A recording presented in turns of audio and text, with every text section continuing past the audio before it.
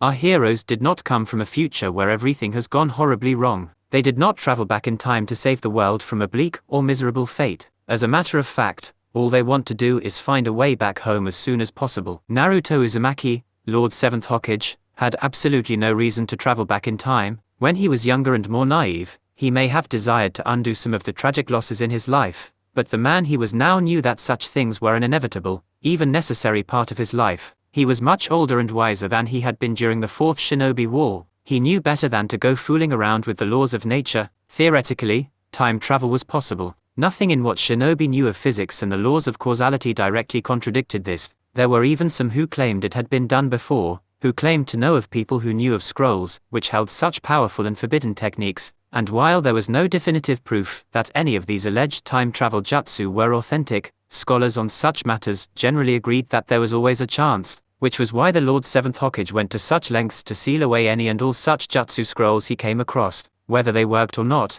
it was Naruto's opinion that time travel was something far too dangerous to be risked. He had no desire to find out if any of those so-called time travel jutsu actually worked. As far as he was concerned, the risks far outweighed any of the meager potential benefits. The world was at peace. It wasn't a perfect utopia by any means, and there were still occasional, limited conflicts, but compared to the uneasy, watchful peace of his youth, and the all-out chaos of his teenage years, what the hidden villages had now was like a dream. So much effort had been put into forging and upholding these truces, these goodwill pacts of limited mutual disarmament and demilitarization, that Konoha's honorable Nanadame saw the possibility of time travel as nothing but a headache just waiting to happen. The alliances, the promises, the slowly and painstakingly established friendships, which had enabled all of this to be achieved were all just too valuable to be thrown away in a fit of pique. He was not about to let anyone stupidly undo all of the work he and the other Kage had done, especially not anyone so full of themselves as to honestly think that they could do better.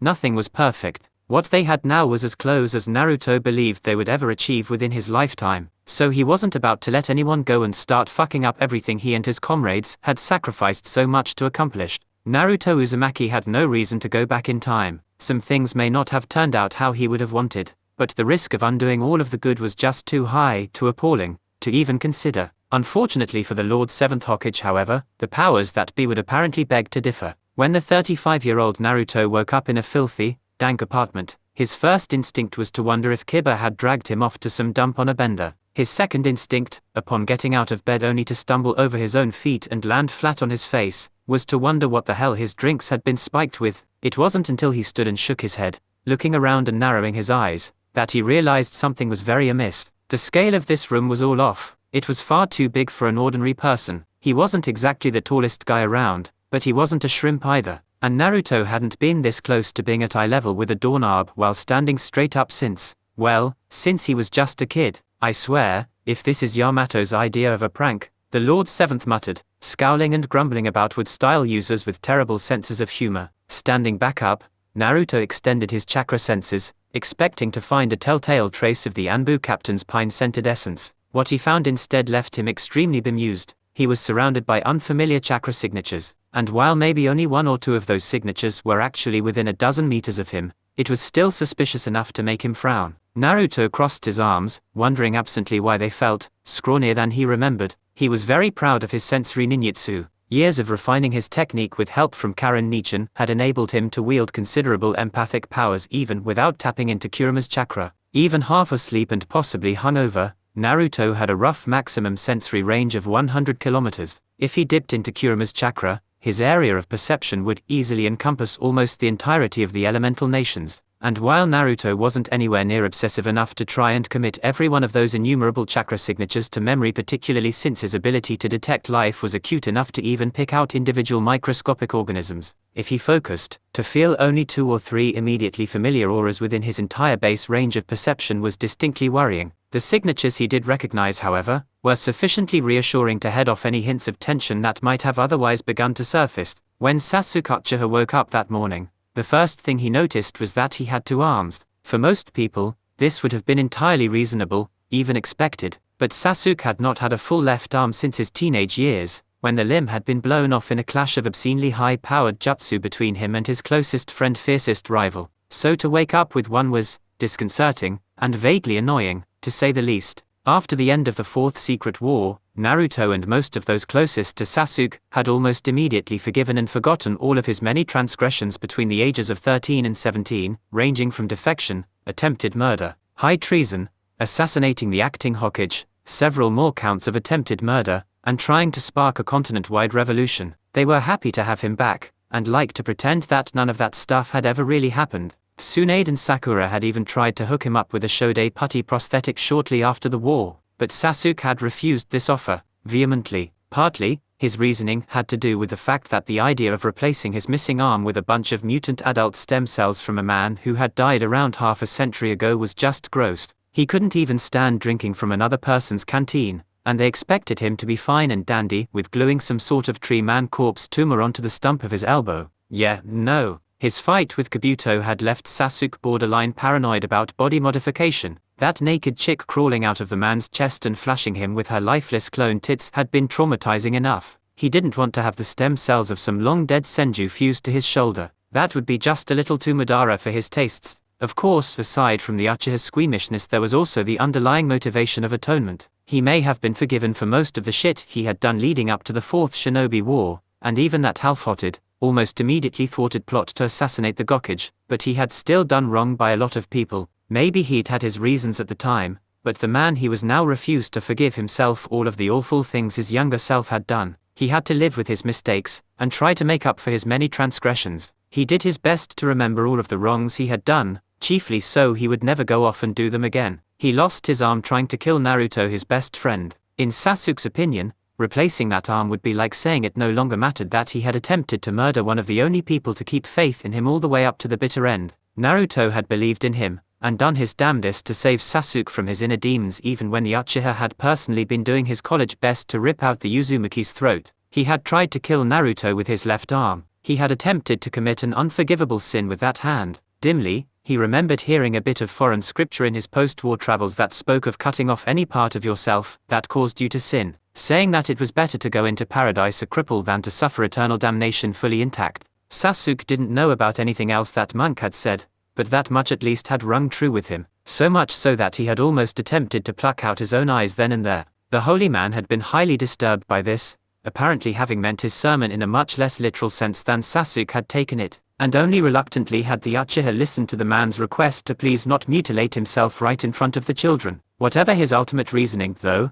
Sasuke had stubbornly refused to ever replace the arm he had lost, no matter how hard his friends tried to convince him otherwise, and on at least one memorable occasion, his wife had even secretly grafted on a new arm in his sleep. It had taken the hungover Sasuke half the day to realize what Sakura had done that time, and when he did, he'd irritably ripped the arm off at the elbow and flung it aside, much to the visiting daimyo's distress. So, feeling this new replacement arm, Sasuke figured that Sakura or Naruto had probably taken another shot at convincing him to replace his missing hand. He did not appreciate the gesture. Damn it, you guys, he muttered, irritably grabbing the offending limb in his hand. What part of I don't want a new arm, can't you understand? Casually, and effortlessly, Sasuke flicked his wrist and ripped off this most recent replacement limb. It took him a second to register the blood, and by the time he did, the blinding pain was almost bad enough to keep him from focusing long enough to cauterize the wound with an emergency Kagatsuchi. Well, that was unexpected. Sakura was the first one to realize she had traveled back in time, mostly because, 1. She had woken up in a bed only big enough for one. 2. She appeared to have been sleeping in her childhood bedroom. 3. Her childhood home had been destroyed by pain's big-ass Shinra Tensei over a decade ago. 4. Even if that house and her bedroom had still been intact and standing, her childhood bedroom should have felt much smaller to her adult self. And 5. Her chest was completely devoid of anything even remotely resembling actual boobs. This last detail was the most telling, because while it was possible that someone could have built a perfect replica of her childhood bedroom and scaled it up to freak her out, which sounded like just the kind of collaborative prank that Naruto Sai and Ino might pull off if they were feeling especially bored, Sakura felt reasonably certain she would have noticed undergoing any kind of breast reduction surgery. Also, whatever this was, it sure as hell wasn't a genjutsu. She'd had enough kinky illusion sex with her husband in his Tsukuyomi to know most intimately when something was and wasn't real. So, adding all of these details together, and taking a peek at the calendar just to be sure, Sakura felt it was pretty safe to say that she had somehow traveled back in time, and judging by the almost complete flatness of her chest, she reckoned that her current body was somewhere around 12 or 13. Fortunately, her chakra reserves seemed to be completely intact, or else this could have been a very bad thing.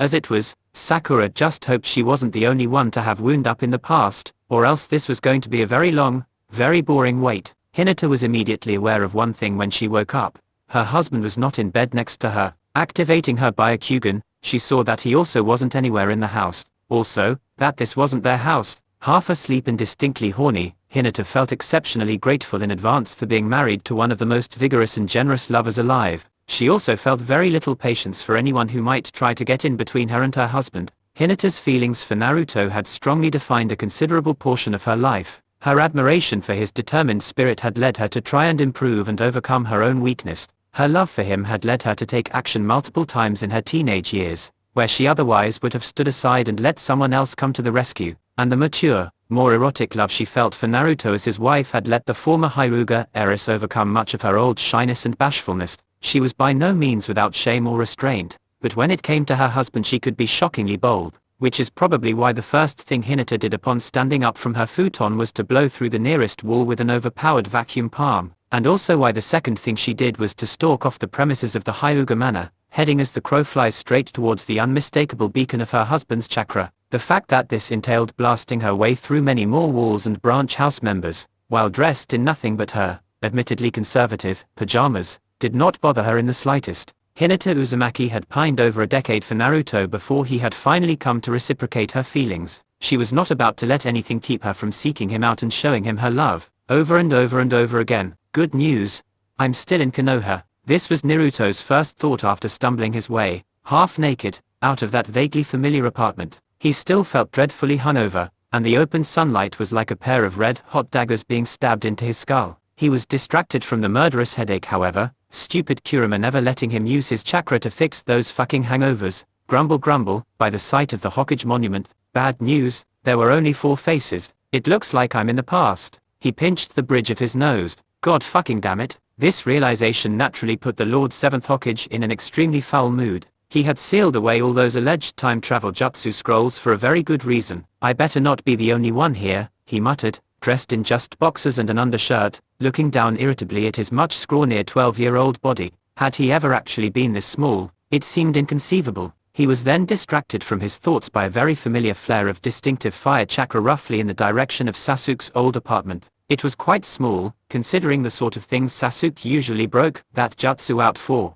Probably no more than a little flicker of flame, and it disappeared almost immediately too. Humming thoughtfully, Naruto noticed that Sasuke seemed to be in a good deal of pain, physical rather than emotional, for once, although there was a much smaller degree of distress directly associated to that sudden spike of ow. Cocking an eye curiously, Naruto then zoomed in on Sakura's signature. She seemed mildly annoyed, but it was well within the standard deviation. People got annoyed all the time over little, meaningless things, often when dealing with him. Naruto was perfectly accustomed to that sort of feedback, and it didn't raise any of his eyebrows. Something he did notice however was a not-so-distant growing throng of slight surprise and confusion, along with a very familiar flavor of desire attached to a chakra signature he knew as well as that of his own kids. Despite their current circumstances, Naruto couldn't help the cheerful grin that came onto his face. He could tear a new one out of whatever asshole had landed them in the past later. For now however, he had a frustrated wife in need of some stress relief, and he could do with blowing off some irritation too. Hello, dear, Naruto said to Hinata Uzumaki ni Hyuga. How are you feeling? The 12 or 13-year-old Hinata gave her 12 or so-year-old husband a curious, but also intense look. Naruto, she said wonderingly, having long ago dropped the kun honorific. If there was anyone she could reasonably address with the intimacy of a first-name basis, it was the Lord 7th Hokage and father of her children. Naruto sweet-dropped, seeing the befuddled expression on his wife's face.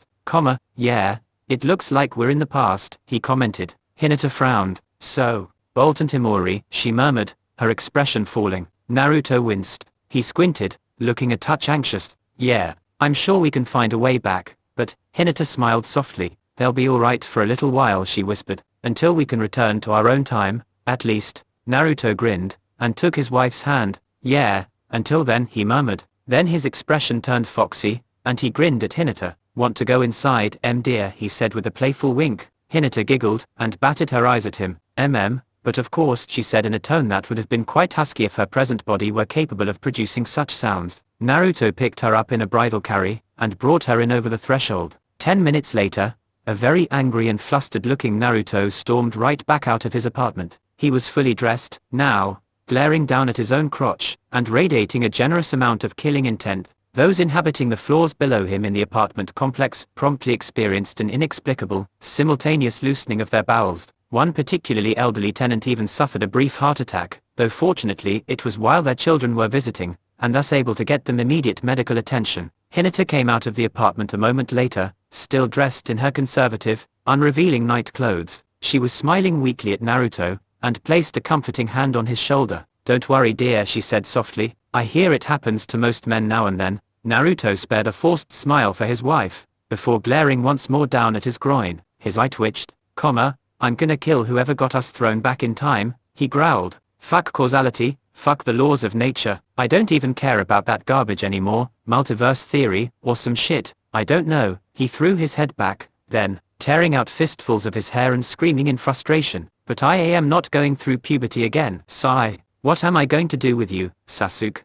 These were the first words the Uchiha heard upon his return to consciousness, after drifting in a haze of blinding pain for an indeterminate length of time. Ripping off that prosthetic arm had apparently not been such a good idea, considering how the blood proceeded to get everywhere. "I should be asking you that, Hon." Sasuke chuckled weakly, grinning at the face of his wife. His vision was still a touch blurry from the tears that welled up in response to the inexplicable agony, which shot up from the stump of his arm, but he would have recognized that shade of pink anywhere. He felt his wife's chakra fluctuate by the most microscopic fraction of a percentage as she flicked one of her hands over a badly charred elbow. As he blinked the saline out of his eyes, he could begin to make out the minuscule chakra scalpels which delicately chipped away at the burnt tissue, surgically excising the useless flesh a tiny bit at a time whilst simultaneously exhorting the healthy cells to split up and replace the damaged ones. No matter how many times he watched Sakura at work, Sasuke could never get over how damned hypnotic her medical jutsu was. It was entrancing in a way he couldn't really explain. His Sharingan, as a tipsy Konohamaru had once famously dubbed it, let him see the finest details of her mystic palm technique, and the infinite subtlety of Sakura's chakra control never ceased to fascinate him. It was one of the odder reasons to find a woman attractive, he supposed, but something about Sakura's medical ninjutsu just left Sasuke Uchiha all but completely incapable of tearing his eyes away. He marveled at her skill, the absolute confidence and precision with which she worked. His visual prowess gave Sasuke an aesthetic appreciation for his wife's medical skills that surpassed even the pragmatic gratefulness for her healing abilities. Her every motion was exactly as she meant it to be, her chakra doing nothing she did not will it to. It was sublime. Watching Sakura do her thing as a medic was like watching one of the Renaissance masters at work. She had absolute control of her hands and her chakra. "Like what you see," Sakura teased her husband, seeing his eyes on her hands, which also meant that his gaze just so happened to be on level with her chest. Sasuke blinked then, suddenly realizing something. Hearing Sakura's voice a second time, he now had the clarity of mind to perceive a curious oddity. She didn't have the subtle rasp, or slightest purring tenor she had come to possess as a mature, fully grown woman. The oral texture of her voice was less rich than Sasuke was accustomed to, less aged and refined. He heard less of a resonance in her torso, less depth and richness in her tone. If Sasuke didn't know any better, he would have said it sounded almost like Sakura was. He blinked again, his eyes flicking momentarily from Sakura's hands. He stared at his wife's chest for several silent seconds. "Ha," he said at length, staring at what should have been at least a modest swell. "I know I said I liked them on the smaller side anyways, but, what happened to your breasts?" "The same thing that has happened to your little Kusanagi, I'm sure," said Sakura frankly, smiling down at her husband. Sasuke's eyes wandered up from his wife's presently non-existent rack, and he stared blankly at her face, particularly her forehead, which appeared to be completely devoid of something to which he had become very accustomed over the years. "And the same as what's happened to your seal of 100 strengths," he wondered. A beat. Sakura's previous statement finally got through his skull, and Sasuke's Sharingan-Rinnegan combo widened. "Wait," he said, his voice sounding far more high-pitched than it should have in his sudden distress. "What's happened to my penis?" Sakura smiled sheepishly at her husband. "I'd say, about -23 years," she quipped. Ko was a member of the Hyuga clan's branch house. He was adequately skilled with the gentle fist, and possessed a Byakugan of average strength. In no way was he terribly remarkable, save perhaps, that he was one of the younger branch house members, currently in active service. Neji was younger still of course, but the young teen was also Ko's superior in skill. Plus he rather vehemently and openly loathed the main house of the Hyuga, so there were naturally certain duties that could not exactly be entrusted to him. This was not to say of course, that Neji was the only cadet branch member to dislike the main branch. Bitter feelings ran deep between the two houses of the Hyuga clan, and many of the lesser clansmen fairly resented their treatment at the hands of the few, elite main branch members. Ko himself had enough reason to mutter darkly about the clan elders and their policies, and he was not exactly the clan head's biggest fan, but he was also a reasonable, responsible young man. He did not begrudge the duties laid at his feet as a member of the branch house. The basic idea was little different from what most shinobi did for the village, and he took a small amount of pride in the thought of being trusted to protect the secrets of the Byakugan from those who might try to steal it. Dying for the sake of the clan was a noble, even admirable act. Most Hyuga, branch house or main, would say that such a death would be a good one. This was something both parties agreed on. The caged bird seal was unpleasant, perhaps, inasmuch as the fact that it basically served as a convenient kill switch for uppity branch house members, but keeping the clan's Keki Genkei from being stolen by ambitious corpse robbers was a high priority. The seal's main purpose was to destroy all genetic markers involved in activating the Byakugan, as well as sealing away the eyes themselves. This much, at least, was reasonable. Many clans had similar procedures for eliminating any biological traces of their secret arts or bloodline limits. If there was any chance of enemies being able to get their hands on a corpse, it was standard procedure to destroy any and all evidence that might enable people to reverse engineer the techniques or medications which empowered their shinobi. Frying the brain with a hand seal was technically just a side effect of the caged bird seal's original, primary purpose. While this side effect had been used in the past to keep members of the branch house in line, Ko and most of his peers also knew that even the most hardline, callous sobs in the main branch frowned heavily on the careless use of that particular feature. Even if they were expected to live out almost the entirety of their natural lives as meat shields and body doubles for the chosen few elite, kin were still kin. The Hyuga, being a very old and powerful family, were every bit as clannish as the Uchiha or Senju. Binding the majority of their relatives with powerful, brain-nuking curse seals was not that much worse than some of the other traditions to have survived from the Warring States era. With the exception of a few unfortunate souls like Neji, most cadet branch Hyuga could accept the caged bird seal and the role as expendable shields to protect the main branch. They were a ninja clan, after all. Such things were an integral facet of their existence. Where Ko and many other branch house members drew the line, however, were things like this. Hinata-sama, please return home with me. Your father would like a word with you. Ko looked at the girl with a grimace, hoping she didn't notice the slight shiver that raced through him when she returned his glance, or hear the faint whimper that he couldn't quite manage to choke back when she smiled at him. It was always the nice, quiet ones, wasn't it? When they snapped hard, and, considering the swathe of destruction Hinata had carved on her way out of the Hyuga estate, Ko felt fairly justified in his assessment that the poor thing had finally cracked under the pressure. A part of him pitied her, knowing how much stress the lass had been under to try and meet her father's expectations. The rest of him was absolutely terrified. Sure, up until today Hinata had seemed like the kindest, gentlest, most innocent and harmless little girl ever, but they said Itachi had seemed like a nice kid too, and look where he wound up. As Hyuga went, Ko was not remarkable in any way. He was of average height, average build, average skill, and average looks. If you were to chart all the various aspects of Hyuga clan members and draw up a theoretical median for each of their different traits, the overall result would probably look a lot like Ko. Basically, he was just one step up from nameless fodder. He had about as much character as a Star Trek redshirt, and roughly equivalent chances of surviving any kind of serious shit. If so much as a gentle breeze wafted through the Hyuga estate, Ko would be one of the first casualties. He was completely expendable, and he damn well knew it, which was probably why he was mentally cursing Hiashi and his ancestors to the 7th generation, which also happened to include a number of Ko's own predecessors, as he valiantly tried to convince the seemingly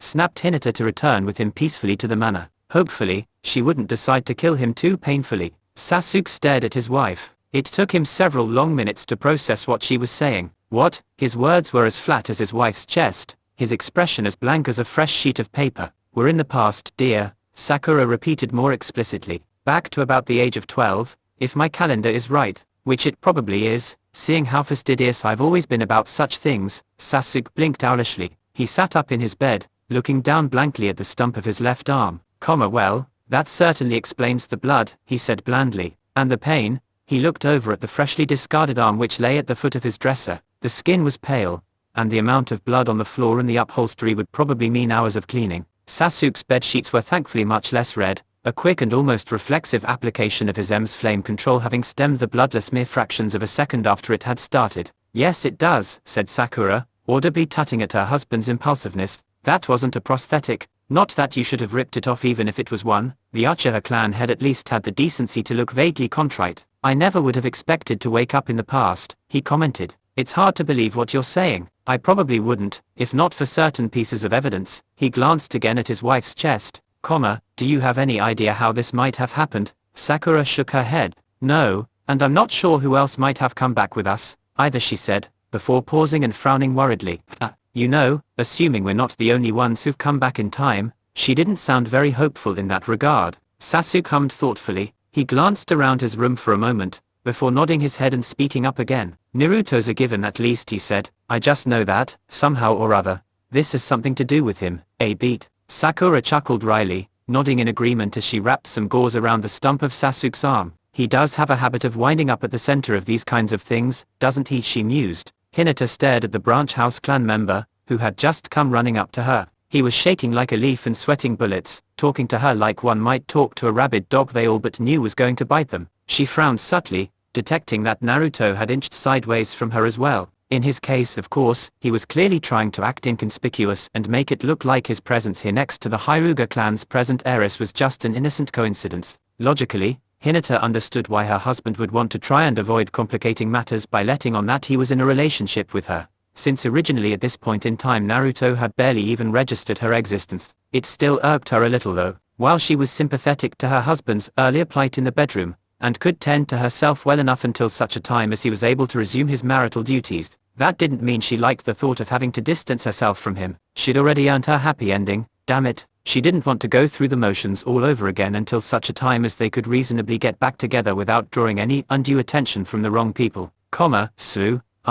If you would please be so kind, Hinata-sama, Ko was stammering, trying futilely to coax the clan heiress into coming back to the estate with him. It was a rather pathetic sight, honestly. Hinata frowned. Inwardly, she felt a tiny bit sheepish, knowing now that she was in the past. It made sense that certain of her actions that morning may have led her family to make particular wild assumptions. In this time she wasn't known as the 7th Hokage's wife, Konoha's very own Yamato Nadeshiko incarnate. She was just a delicate wallflower here, a quiet and insecure young kunoichi who also unfortunately had the weight of the Hyuga clan shoved onto her shoulders by a miserable accident of birth. Feeling the slightest hint of irritation, Hinata grabbed her husband by the collar. He had been trying to skulk off, which was a perfectly sensible course of action in this instance. But Hinata was not feeling particularly sensible at the moment. Unconsciously, and unintentionally, Hinata let loose a tiny bit of killing intent in silent frustration, yanking Naruto closer. Compared to what she could do if she got serious, the bloodlust she projected right now was barely the lightest tickling of a feather on the back of one's neck. Relatively speaking, objectively, seeing as how this was a kunoichi on par with the best of the best, in combat ability and mastery of her arts able to rival the likes of Itachi Uchiha or Kakashi Hatake in their prime, it was still some damn serious sake. Ko, the poor fellow, very nearly pissed his pants. Sasuke looked at himself in the mirror, Sakura standing a little ways off behind him. He could not help but be amazed at how young they both looked. Aside from his now missing left arm, and Sakura's now sensibly trimmed hair, the two have looked remarkably like the fresh genin in their old team photo. Well, aside from Sasuke's Sharingan, and their overall demeanor, as well, she was more sure and confident in her poise, where he was more laid back and mellow. Neither of them was the same person they had been when last they were at this young age. Time had changed them, time, and hardship, and Naruto Uzumaki, they were adults, full-grown shinobi. Parents, I hope Sarada is doing okay without us, Sasuke whispered, staring at the reflection of his face. He could see his daughter in so many aspects of his youthful visage, in his cheekbones, his chin, and the shape of his eyes. A part of him wondered, idly, whether she had indeed inherited the genes for these eyes, the Sharingan which blazed back at him from his reflection. Another part of him hoped she hadn't, hoped that she could live a happy and peaceful life without ever having to worry about feeling too much, without ever having to fear the descent into madness which would surely come if she lost the ones most precious to her. He wished he could have many children, give his daughter many little brothers and sisters to dote on and play with and tease. Sakura had broached the subject with him more than once, but every time she had raised the possibility, his mind's eye had flooded with images of his own family, of himself and Itachi, and the bloody, twisted cords of love and hatred which had bound their fates together, and every time, without fail, he would feel the burning in his eyes, the tears of blood flowing down his cheeks, and know that no matter what else he did, he could never let himself subject his precious, beloved daughter to those same vile temptations which had nearly destroyed his clan and driven him into the deepest depths of darkness. I hope that multiverse theory is accurate, Sakura added, seeing the emotions which flickered across her husband's face.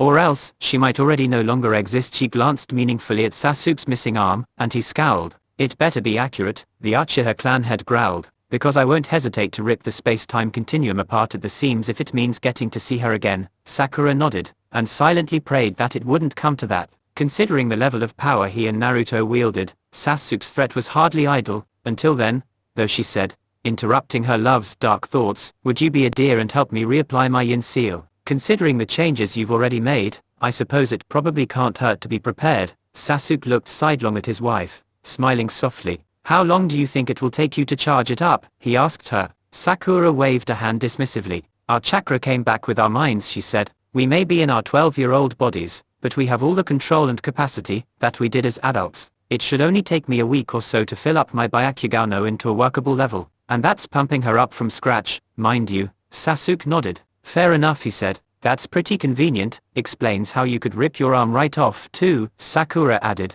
You have the same control as your future self, so it's a simple matter to unconsciously boost your physical capabilities with precision chakra manipulation. Sasuke smiled, and glanced around thoughtfully. Yeah, he murmured. A pause. Say, have you got a sealing brush on you? Sakura nodded, even as she started to disrobe. Naruto briefly considered making a break for it. He only dimly recognized the person standing before him and Hinata thanks to the strong family resemblance between Hyuga, but he was fairly sure that whoever this guy was, he would not be happy if he found out what he and Hinata had just been doing in his apartment or, well, trying to do anyways. It seemed that the 7th Hokage hadn't quite hit puberty yet at this point in time, much to his continuing frustration, but, still, while Naruto only had a very general recollection of his childhood, he did remember well enough that most people had not liked him. It was debatable whether the member of a shinobi clan like the Hyuga would be so uninformed as to mistake the jail for its prisoner, but he hadn't exactly done anything to endear himself to them yet in this timeline.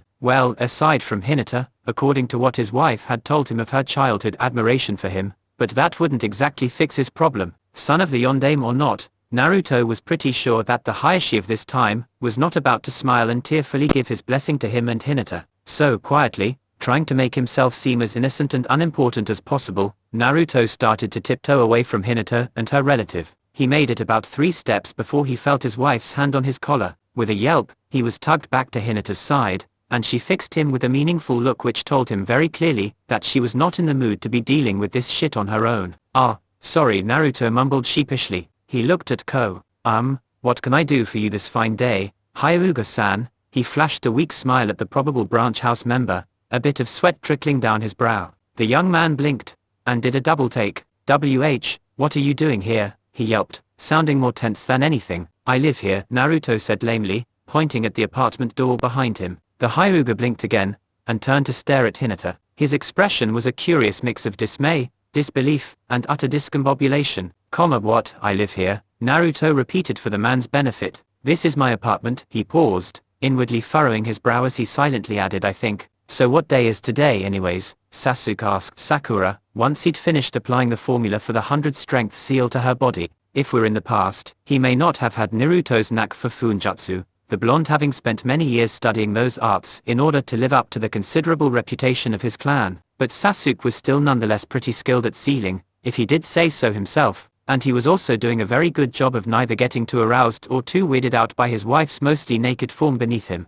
Jutsu formula sealing script, runes and written ley lines, gleamed and sparked as they crawled over Sakura's skin. Artistic tendrils of ink swayed and writhed to and fro over the kunoichi's bare flesh, glowing and glimmering as the whole spiderweb of writing slowly retreated to the single drop of blood which had been precisely smeared over her ajna chakra. Sasuke watched almost boredly, detaching himself from the fact that this was his beautiful and loving wife's practically naked, 12-year-old body that he had just finished writing on and around. The ritual circle on his bedroom floor flashed as it drew Sasuke's chakra from the seal, letting Sakura's energies fill the writing up in its stead. In a matter of seconds, the whole array which Sasuke had painstakingly scrawled onto Sakura's body had receded up into her forehead, the entire jutsu formula compressed into a singular point. The smear of blood on Sakura's brow melted away, and her skin was bare once again. Sakura relaxed, and let out a breath she hadn't realized she'd been holding. A smile quirked her lips, and she beamed up at her husband. Her chest heaved with heavy breaths, the girl visibly worn out from the process of applying the seal. In time, her naked brow would bear the diamond mark indicative of a Byakugao no Inet functioning capacity.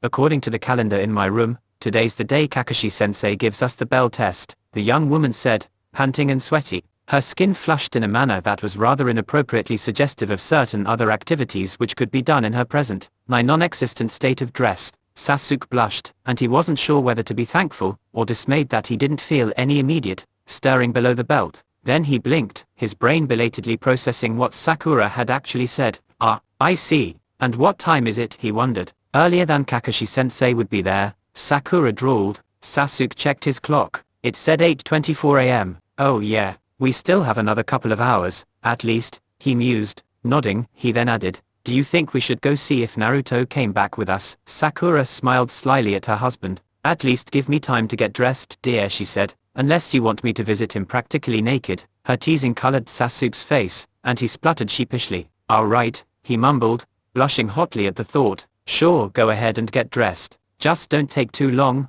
Okay, Sakura smirked. I make no promises, she said. A woman has to look her best, no matter where it is she's going, as long as you don't spend an hour putting on makeup, Sasuke replied, the redness fading. We don't need to be arriving even later than Kakashi. Sakura rolled her eyes, letting out a most unladylike snort. Oh please, that was one time, and he was already there in the first place. It was his wedding, after all, really. And how about Yamato's wedding? Okay, 2 times. But it's not like you've never gotten us late for anything, mister. I'll take as much time in the shower as I need to wash my hair, Sakura drawled. Does Naruto's inauguration ring a bell? Long hair requires a lot of care, Sasuke replied defensively. He almost looked like he was about to start sulking. Besides, the way I remember it, you're the one who suggested it'd look good if I let my hair grow out. And it did look good, Sakura said with a smirk, her eyes glinting. Now if only we could do something about that left arm of yours. Sasuke was the one to roll his eyes, this time. I can do everything you need with just the one, he said, smirking suggestively at his wife. Emerald eyes glinted, meeting Sasuke's heterochromatic orbs with a hungry gleam. Oh ho, she purred.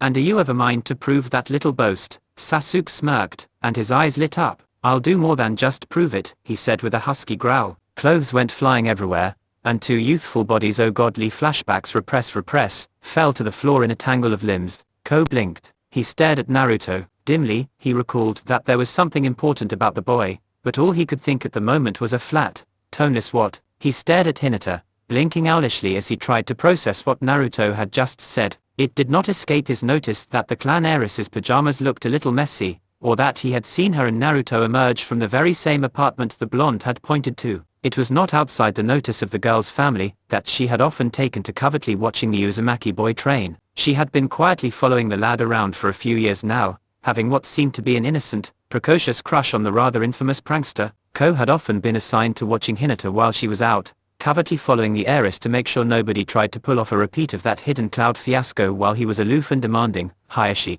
Sama did worry about the girl's well-being, and was very clear on making sure that she was properly supervised within the village limits. Ko had as such more than once watched the girl watch Naruto. Most clan members who cared to discuss such matters were at least distantly aware of the nominal heiress's fondness for Naruto Uzumaki, and while a modestly sizable portion quietly disapproved of this, most of the rest were ambivalent, or even found it cute. Ko, for what it's worth, was in the third category. He understood his role as a member of the branch house, and accepted his duty in preserving the Hyuga clan's prosperity. He would give his life to protect the village his family called home, sacrifice his eyes and his freedom if that would keep the enemy from stealing the clan's secrets. He respected the respective roles of the main and cadet branches. This did not mean, however, that he particularly liked the clan head. Hiashi was a stern man, and while he meant well enough, his attitude could still rub people the wrong way. He was also very protective of his daughter, and would probably kill anyone who dared to defile her at such a young age as this. Ko secretly imagined that Hiashi would probably have a heart attack if he found out that the Uzumaki brat, whom Ko distantly recalled as being bad news in some vague manner or other, had seemingly willfully fornicated with his 12-year-old daughter. And while it might have been worth a laugh just to see what colors the man's face would turn, it would probably be better for all involved if this little incident was kept from the clan head's attention. For Hinata as much as anyone else, Ko didn't pretend to understand why the girl had snapped that morning, but she looked relatively non-violent now, and if the fact that she wasn't currently flinging him through the air like a rag doll could be attributed to anything the blonde prankster had done, well, Ko could look the other way, just this once. If you come with me, Hinata-sama, he said slowly, carefully, I'm sure we can forget all about whatever has happened here. It was a gamble. If Hinata was actually still snapped, then words would be useless, but if she was in a state where she could be reasoned with, Ko only barely avoided having a heart attack when the girl smiled at him. Very well, she said uncharacteristically primly. I will permit you to. For a moment it sounded like she was suppressing a laugh. Walk me home, Hinata finished, her eyes glinting with something Ko decided he really did not want to try and identify. Coughing anxiously, the Hyuga branch member spared one last curious glance for Naruto Uzumaki, before shaking his head and gesturing for Hinata to follow him. He did not notice the pair brushing their fists together for a split second. For an instant, it seemed like time had frozen for the boy and girl, but then they smiled at one another, and nodded in understanding. See you later, Hinata-chan, Naruto chirped, doing his best to approximate the way he had spoken in his youth. That would be lovely, Naruto-kun, Hinata replied, mostly for Ko's benefit. Naruto waved goodbye, and Hinata followed after Ko. Inside the Uzumaki's belly, Kurama resisted the urge to roll his eyes. Humans, he mentally scoffed. They're even worse than rabbits. He was grinning though. He awkwardly shifted a standard-issue flak vest over her torso, feeling dreadfully compressed under the dratted thing. She could hardly breathe in the damn vest, but she wanted to look good and professional for this meeting. The things women sacrificed for their careers. Still, though, this was like wearing a bloody corset, and Kyuni could not help but feel uncomfortably aware of the numerous Byakugan eyes on her as she strolled up into the Hyuga estate. The part of her that was still an insecure young teenager wanted to cover herself and squeal pervert at all the bulging veins and suspiciously pale eyes, even though the more logical, mature parts of her psyche scoffed at the idea of getting so worked up over the notion of being peeped on. They lived in a ninja village, after all. Anbu knew the color of every last villager's morning constitutional, and privacy was one of the first luxuries a shinobi would learn to sacrifice on long-term missions. Separating yourself from the rest of the squad just to bathe, change clothes, or relieve yourself was just asking for trouble. How could you trust your teammates with your life if you couldn't even trust them enough not to stress out over being seen naked? That was a lesson every halfway decent kunoichi had to learn. It was a good lesson for male ninja too at that. Of course, there was that saying about what was okay on a mission not necessarily being okay in the village, but still. Kyone shook her head, trying to take her mind off of the painfully squished state of her chest. The illusion mistress glanced curiously at the tumbled wreckage of a nearby wall. Plaster dust, chunks of masonry, and snapped wooden beams were all heaped at the foot of a gaping hole. It reminded her a little of Asuma's first few tries at getting his burning ash jutsu down, minus the smoke and glowing cinders. Branch house members scurried this way and that across the grounds. They carried building supplies and measuring tools, a nervous tension in the air as they murmured and gossiped. Kyone caught a few brief snatches of their hushed conversations, listening in out of idle curiosity more than anything else. Yeah, he just woke up in the infirmary, and the first thing he did, says it's looking like over 300,000 Ryo. As far as damages, I caught a glimpse of her. Right after it happened, she looked like a thing possessed. Just know this is coming out of my pension, should have invested in stocks. It's always the quiet ones, isn't it? Who would have thought she could? It would be untrue for Kyone to say that she was not curious about what could have happened here. She was frankly gobsmacked to see the extent of the damages. The Hyuga estate looked like it had been hit by a herd of stampeding buffalo. It was troubling on one level, though also amusing on another. She had never exactly cared for the more stuck-up sorts who tended to populate these old, wealthy bloodline clans, but one of her new students did live here. It would be a shame if anything had happened to her. Hinata seemed like such a nice girl. Excuse me, Kyone said to a passing clansman, would you happen to know where Hiashi-san is? I am here to talk with him about his daughter. Teammate had passed their true genin test with flying colors the day before, and Kyone was honestly eager to start them on missions. Her nomination for Jounin promotion had only recently gone through, and this would be her first time training a genin squad. She heard Kakashi had put off on testing his team. The slacker, a more sadistic part of the woman, couldn't wait to see how the kids reacted to their first D-rank missions. If she'd had to suffer through them, then so would her students. That was one rite of passage she would be very happy to continue, now that she was the Jounin sensei who got to sit back, kick her feet up, and watch the newbie genin do all the dirty work. Busy with thoughts of how Kiba in particular would respond to his first job as a ninja. Not that she had anything against him, mind you, the loudmouth Inuzuka would just doubtless have the most entertaining reaction. Kyone almost missed the Hyuga blanching at her question. Ah, he said, gulping nervously, so you're here about Hinata-sama. Even if Kyone hadn't been a seasoned, elite shinobi, she still would have seen the obvious anxiety in this individual's posture. He looked as white as death, and was frozen stiff. His tone of voice had traces of fear, and his eyes flicked nervously to one side. I'm her Jounin instructor, she told the man, who looked like he might have been pushing 50. Hinata's a genin now, and there are certain things I will need to clear with her father before I can begin the girl's training. The Hyuga, who, judging by the absence of any markings on his bare forehead, was probably a minor member of the main branch, nodded his head weakly, staring off into the distance and avoiding meeting Kunoi's eyes. Why yes, of course, he said distractedly, and if Kunoi had thought it were possible at this point, she would have sworn that he had somehow gone even paler. I will fetch Hiashi-sama for you. Please wait here. Kunoi Yuhi, she provided. Yuhi-san, yes, the Hyuga said, nodding again, with a distant look in his eyes. I thought you looked familiar. Yes, I will tell him you are here, and then the man turned and scurried off, looking like he had a rabid ninja hound snapping at his heels. Kunoi watched him go for a few seconds, curious as to why the man was acting so skittish. After a moment's thought, she shook her head and dismissed the matter, taking another look at her surroundings. Surveying the grounds of the manor absent-mindedly, she noticed that most of the damage seemed to have been done in a straight line. It looked almost like someone had just waltzed right on through the heavily warded walls and dozens of Hyuga guards. Kunoi cocked an eyebrow, unsure whether to feel curious or worried. She had seen blast-style experts from Iowa who left less destruction in their wake. Either there had been some kind of freak accident involving a 10-pound crate of explosive notes, or a medium-large size summon had plowed right through the estate. The level of destruction before her eyes was honestly impressive. Idly wondering what could have happened here to have caused so much damage without warranting direct intervention from the Anbu,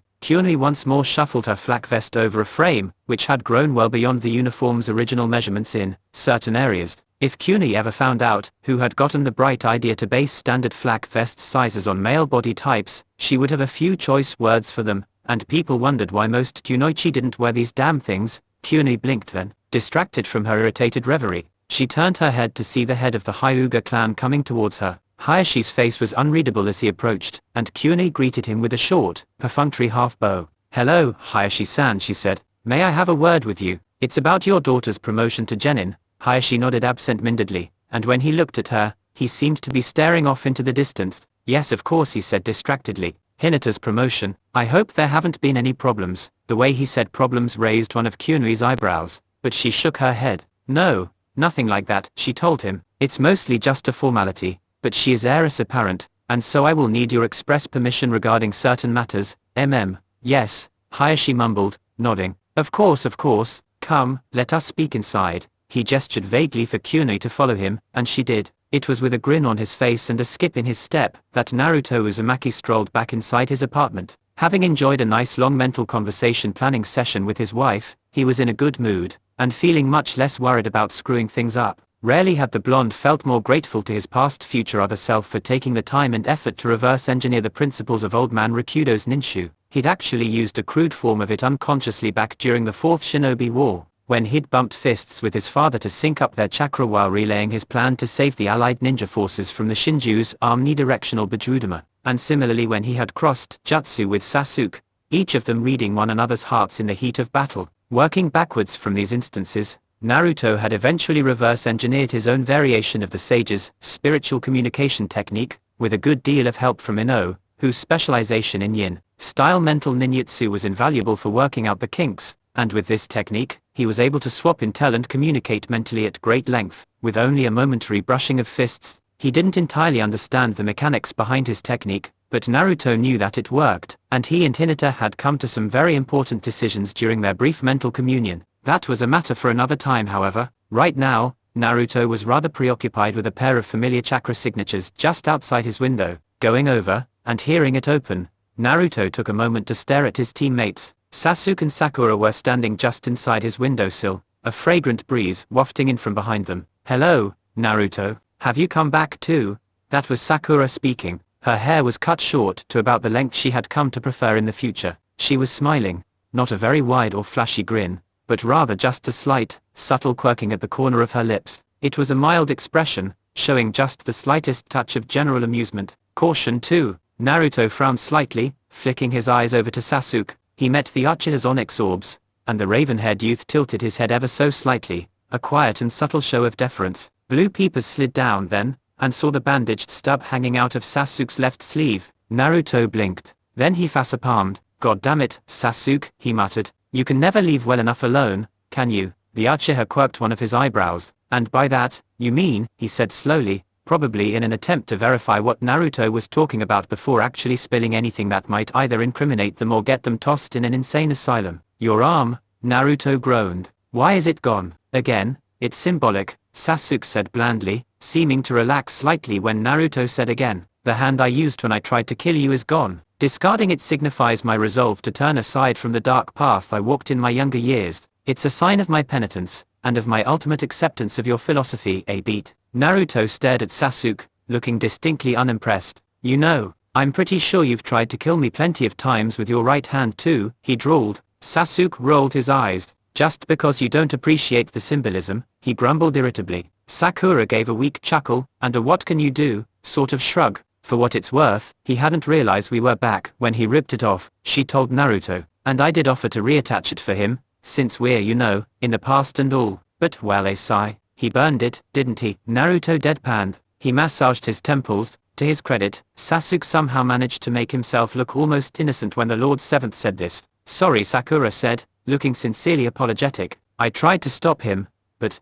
No, it's okay, Naruto wearily interjected, pinching the bridge of his nose. Honestly, compared to what Hinata did, oh, she came back too, Sasuke said. Yes, Sakura frowned. Wait, what did she do, she wondered. Naruto coughed, and avoided looking in his teammate's eyes. He appeared awfully sheepish. Well, the rest of her clan might be under the impression that she's another Itachi waiting to happen, he mumbled. Sasuke and Sakura winced. Yikes, the latter murmured. So much for not changing things. At least she won't have to worry about being called weak this time around, Sasuke said, trying to look on the bright side. Naruto and Sakura shared a sweet drop, that's certainly one way of looking at it, the former mused. Not necessarily the right way, but it's valid. It might cause more headaches in the long run, though Sakura added, for them to think of Hinata as strong. She'll be under more scrutiny, for one thing. She might also be granted more freedom of movement. On the flip side, Sasuke responded, which could be very useful, if we plan on figuring out a way to get back to our own time. How would we even do that actually? Sakura wondered, chewing her lip thoughtfully. If we don't know how we wound up going back in time in the first place, well, first we'd need to find a time travel jutsu, Naruto said, to get an idea of the mechanics we're working with.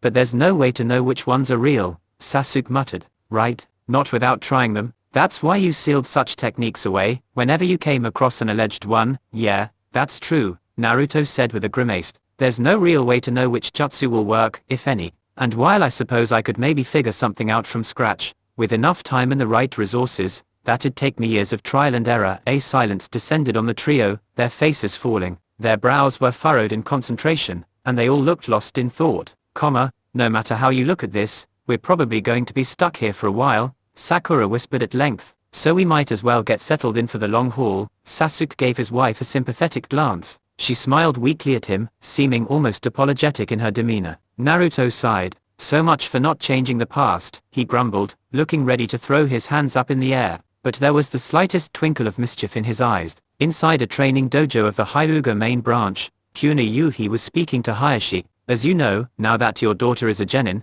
she would ordinarily be expected to start going on missions, Kuni said, choosing her words carefully. And of course, while she will only be doing D ranks at first, it is to be expected that eventually she will have to do more dangerous jobs as well. She was inside an undamaged wing of the Hyuga Manor, a main branch dojo, speaking to the man as he distractedly sparred with a young girl, only just of age to consider entering the academy. From the looks of her, probably another daughter of Hayashi's. She definitely bore a strong resemblance to the man, in a young and female sort of way. Hiashi seemed oddly anxious, considering the stoicism his clan was usually known for, and his movements as he batted aside a clumsy knife strike from his probable daughter looked suspiciously jerky for a supposed master of the incomparably fluid and graceful gentle fist style. And such missions will invariably carry with them a certain risk to my daughter's life, correct? Hiashi replied, his brow creased and furrowed. Indeed, Kuni answered with a short nod. And in this time of peace, with no immediate military threats to the village, it is naturally your prerogative as her father, and clan head of the Hyuga,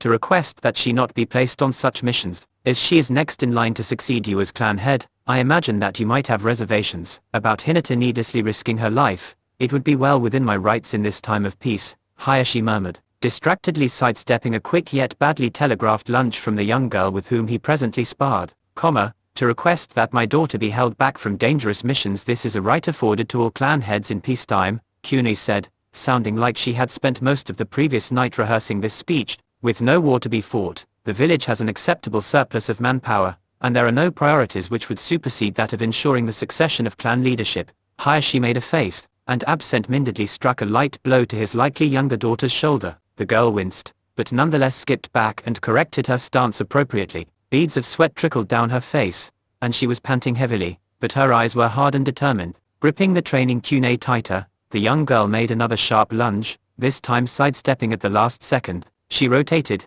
and managed to score a glancing hit at the belt of the clan head's kimono. Had the knife been sharpened, the girl probably would have made a rip in the cloth, maybe even drawn a thin line of blood across Hayashi's hip. Kunai raised an eyebrow, mildly surprised that a person as famously strict and fastidious as Hyuga would allow any trainee to land a hit on him with such an amateurish strike. The girl's combat form still left a lot to be desired, and she herself would have made several more corrections to her stance before even resuming the spar. Either the man was slipping as he approached middle age, or he was seriously distracted. Hayashi-san, she interjected, would you like to continue this discussion outside? She said this politely enough, gently reminding the man of her presence. If what she had to say was making him worry so much as to slip up this egregiously in a training spar, then perhaps it would be in everyone's best interest if he postponed this lesson and devoted his full attention to their present conversation. The man blinked owlishly, looking as though he had suddenly been woken from a daydream. He shook his head, and for a moment Kunai took this as a silent dismissal of her suggestion,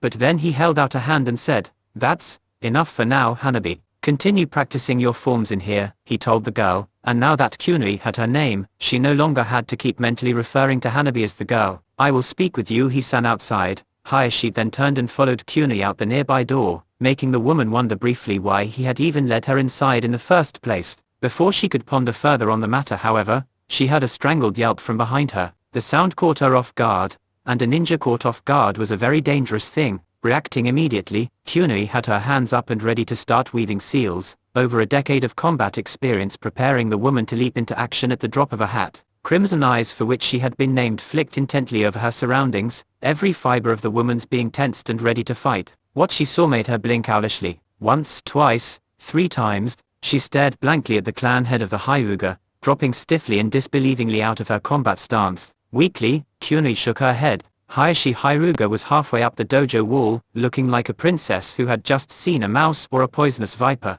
This hardened war veteran and elite Jounin class shinobi, a man renowned far and wide for his visual prowess and martial skill, was staring bug-eyed, petrified, at the cutest and most harmless thing Kunai had ever seen. "Hello, father," said Hinata Hyuga, greeting Hiashi with the sweetest of grins. "Kunai-sensei," was added as an afterthought, the girl nodding politely in said woman's direction. Kunai blinked again. She looked from Hiashi to Hinata, to Hiashi again. "Did I miss something?" she said, feeling like she had been left completely out of the loop. Hinata smiled, and waved a hand dismissively. "Oh, it was nothing, sensei," she said cheerfully, "just an unfortunate misunderstanding. I assure you it won't happen again." She bowed towards her father, then, who was still cowering and clinging to the wall like some kind of silky-haired spider. It seemed the last part of that statement was addressed as much to Hiashi as to her. Kunai was at a loss. What?" she said.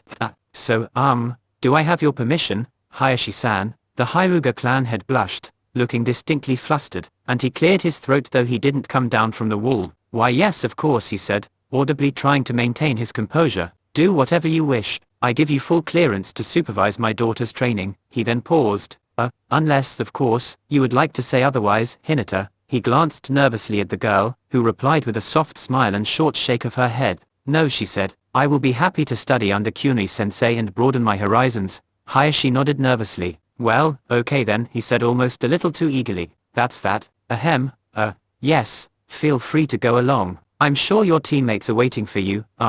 Dear." Hinata smiled a little wider and nodded. "Thank you very much, father," she said with another bow, before turning to Kunai. "Well then, shall we be off, Kunai-sensei?" The genjutsu expert nodded dumbly, bemused. Hinata clapped her hands together gently, and nodded, before quietly turning and walking off. Kunai, at a loss for words, followed the girl to the training grounds where Shino and Kiba would probably be waiting soon enough for their first official mission. Kunai felt like she would be happy to pitch in. D ranks were mind-numbingly dull, but at least they made sense. 596-03 Naruto said. His teammates stared at him blankly.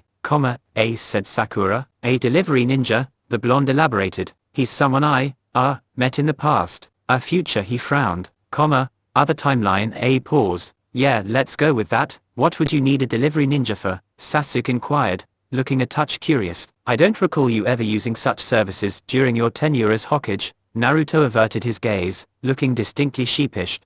Well, let's just say that me and Pervy Sage kinda got ourselves blacklisted by them during our training trip. Those guys don't mess around when it comes to their no-ship list. Sakura blinked. Oh, I think I heard about that. It's the same reason you wound up taking on Jiraiya-sama's mantle as author of the Ichi series, right? The pinkette said. I still can't believe you read that, smut, Sasuke added in a mutter, rolling his eyes. Sakura shrugged. It's very entertaining smut, she said flippantly. Say what you will about his research methods, but Jiraiya-sama knew how to write an engaging novel. More's the pity he never managed to get an audience outside of that thinly veiled porn. Naruto sighed. I would have loved to see a sequel to his Legend of a Gutsy Ninja. He shook his head, then, and waved a hand as if to physically dismiss this particular tangent. But anyways, my point is, I can use their services now, since he blushed. Ahem, that incident never happened now. He gave Sasuke a meaningful look. Seeing as how some of us have already gone ahead and started changing shit, I figure I might as well throw caution to the wind.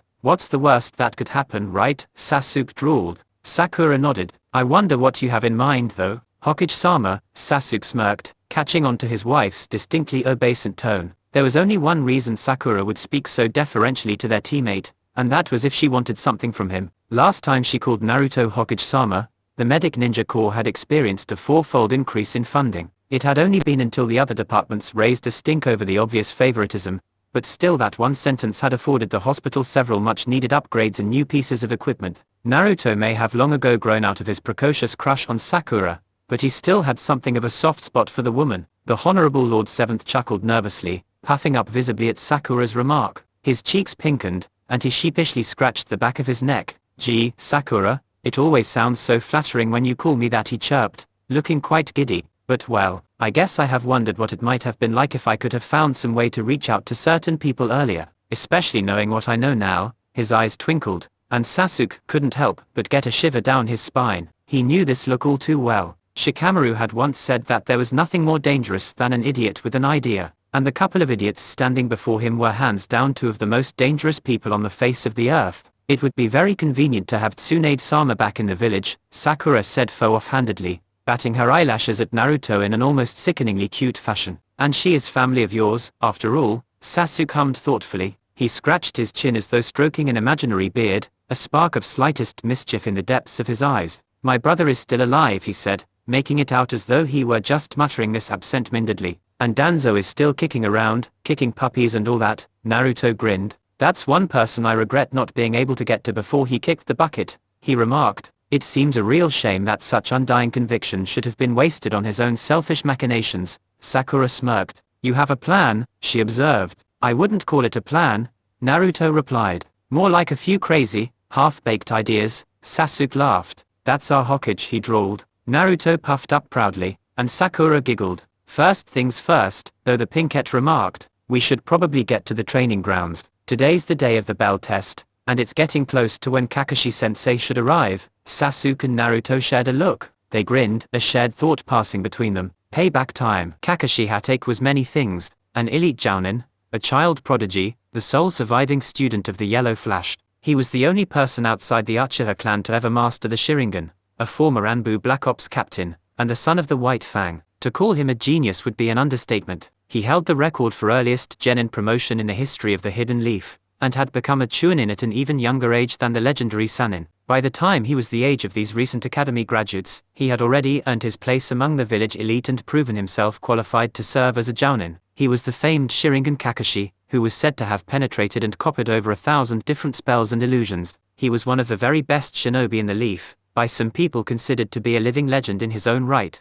and he was still in his prime, still growing and improving. So perhaps he held his prospective students to an unrealistically high standard. Maybe it wasn't fair of him to have so harshly failed every genin squad he'd thus far been saddled with, but Kakashi could still remember the blood-stained tragedy his own team had become, and survivor's guilt was nothing to sneeze at. Kakashi was not what you would call a well-adjusted individual. He had more emotional baggage than a luxury cruise for recovering alcoholics, enough eccentricities and neuroses to send lesser men straight into a white padded cell. For a long time, the only thing that kept him getting up in the morning was sheer force of habit. By civilian standards, he would be considered an unstable basket case. By ex-Black Ops standards, he was only a little below the curve. That was not a career generally conducive to cultivating a healthy psyche. People like Tenzo and Yu-Gi-Oh! Were more the exception than the rule. Most turned out like Kakashi, or like Danzo. The rest either burned out, dropped out, or went rogue. Even Itachi Uchiha had really only been exceptional in the scale of his breakdown, well that, and the suddenness of it. But there was a good reason most people knew the Ansatsu Senjutsu Tokushu Buteas, Anbu. They were the dark side of the shinobi forces, doing all of the dirty, unethical,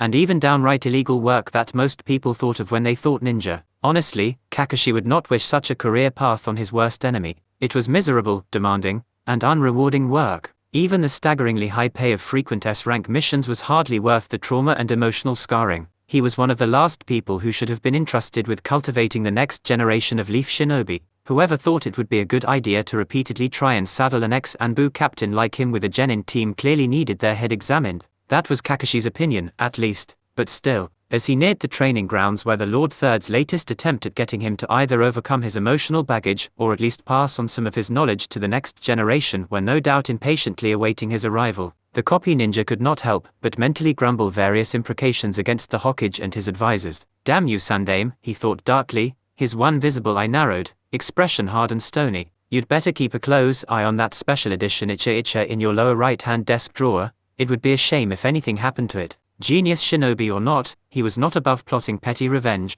Kakashi stared when he finally arrived at the training grounds. Of all the things he had been anticipating, he had not expected this. His 3 prospective students were sitting together before the training posts, amicably chatting and snacking. Each of them had a bento box in their lap and a smile on their face. They were talking like old friends, discussing subjects trivial and meaningful alike. Not only had they completely disregarded his very ominous warning to not eat any breakfast, but they were visibly getting along quite well. Maybe one of them had actually bothered to do their research. Kakashi blinked, then, noticing that Sakura had apparently gotten herself a haircut. The academy photos showed her with long hair that bordered on blatantly impractical for a ninja as young and inexperienced as her. But the girl sitting on Naruto's right had her tresses cut sensibly short.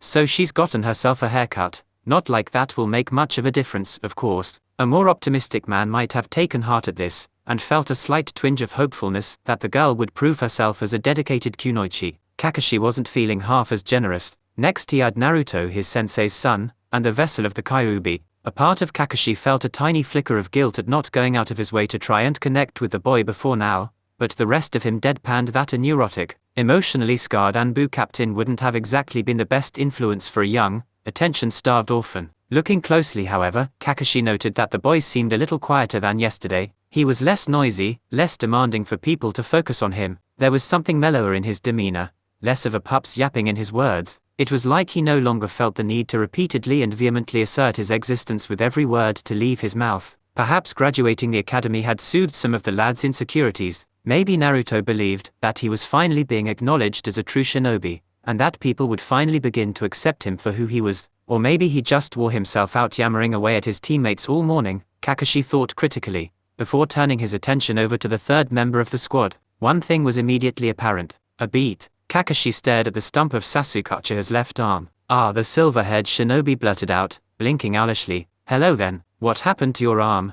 Naruto, Sakura, and Sasuke did not look surprised by the sound of his voice.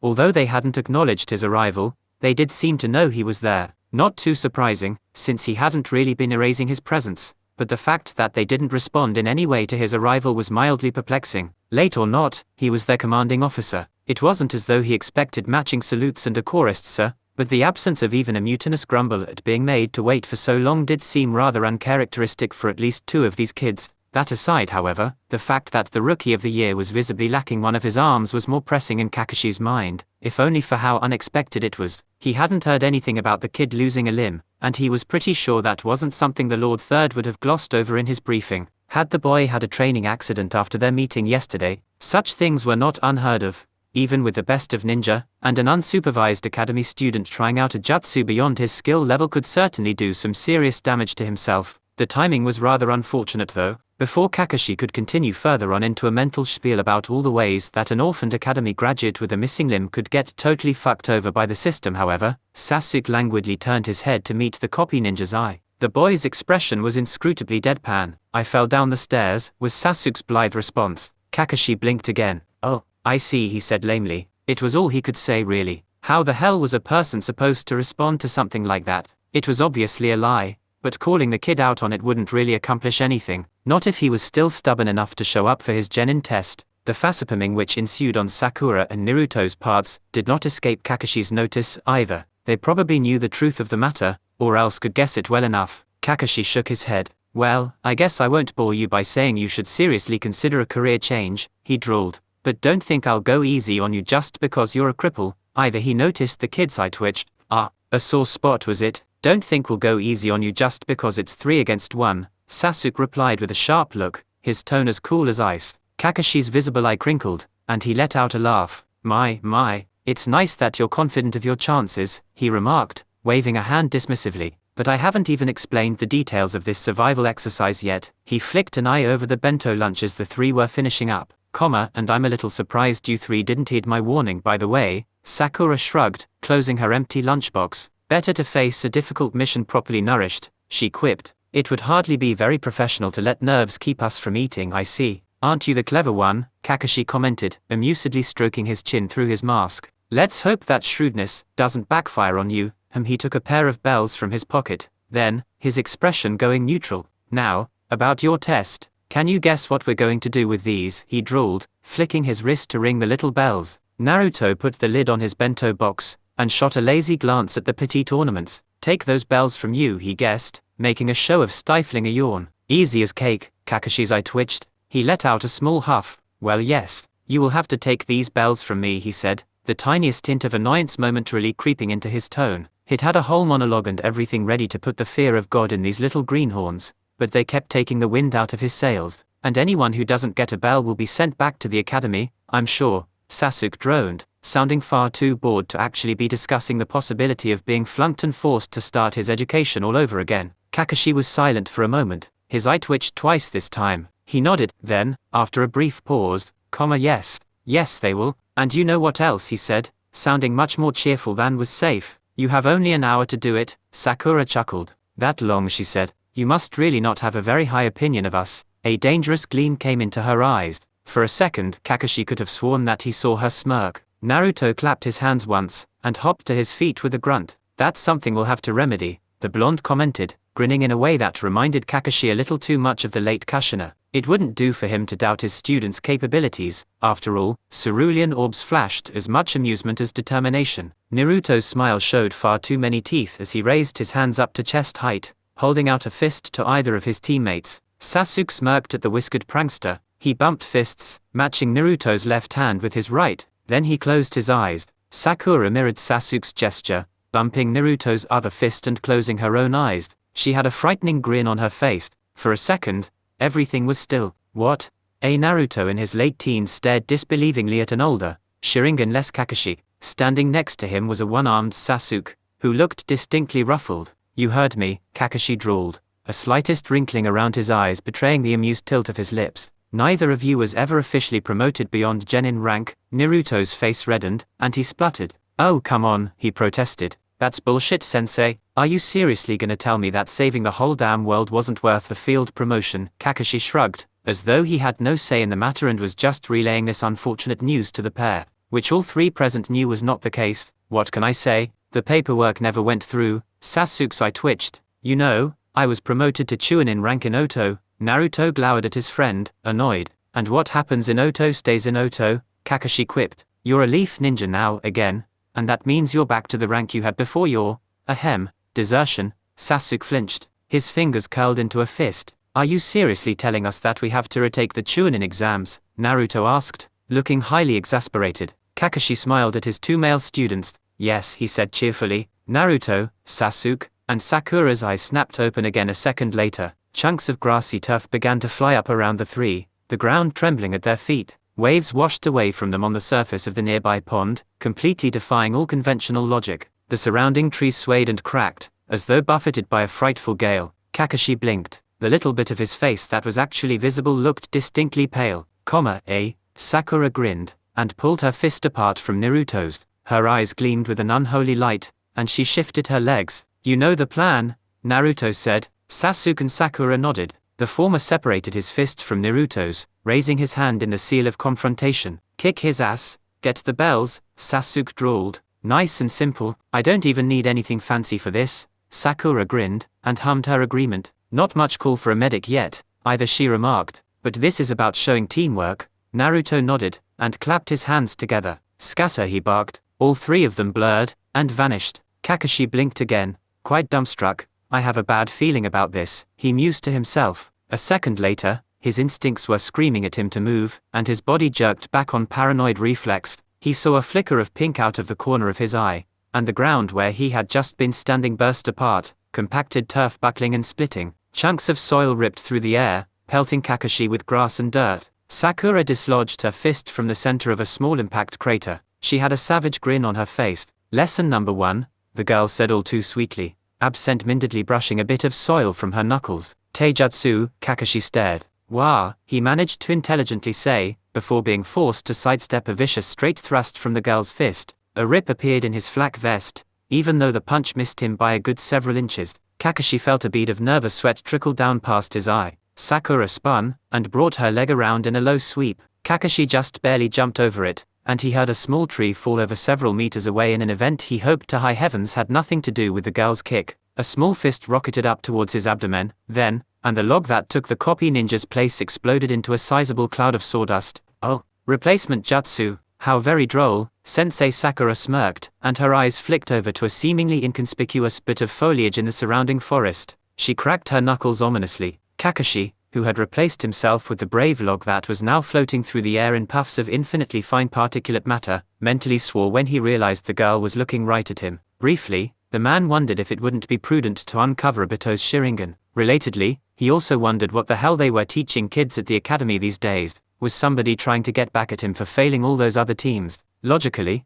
there was no way a fresh academy graduate should have been able to boast that kind of speed and power, but logic seemed to have called in sick today. Kakashi was starting to feel a bit numb, and not just from Sakura's barely missed punches. He was thus only marginally horrified when the girl in question grinned wider than ever, cocked her fist back, and, Kakashi would later attest that, no matter what his students may say, he absolutely did not scream like a little girl when Sakura Hiruno somehow managed to level a full 3 acres of woodland just by punching at the air in his general direction. This was not just saving face either. He didn't have enough breath left in him to even whisper after the first shockwave hit, and only through a quick and frantic application of the art of subterranean locomotion was he able to avoid being crushed under several tons of timber. Just to be safe, he tunneled real deep, you know, in case Sakura decided to punch the ground again. Okay, Kakashi, he thought to himself, maybe the girl is some kind of freak mini Tsunade, and maybe you're in shock and unable to properly assess the situation, but you're a jounin and their sensei, you have to get your head in the game and show these little genin what's what.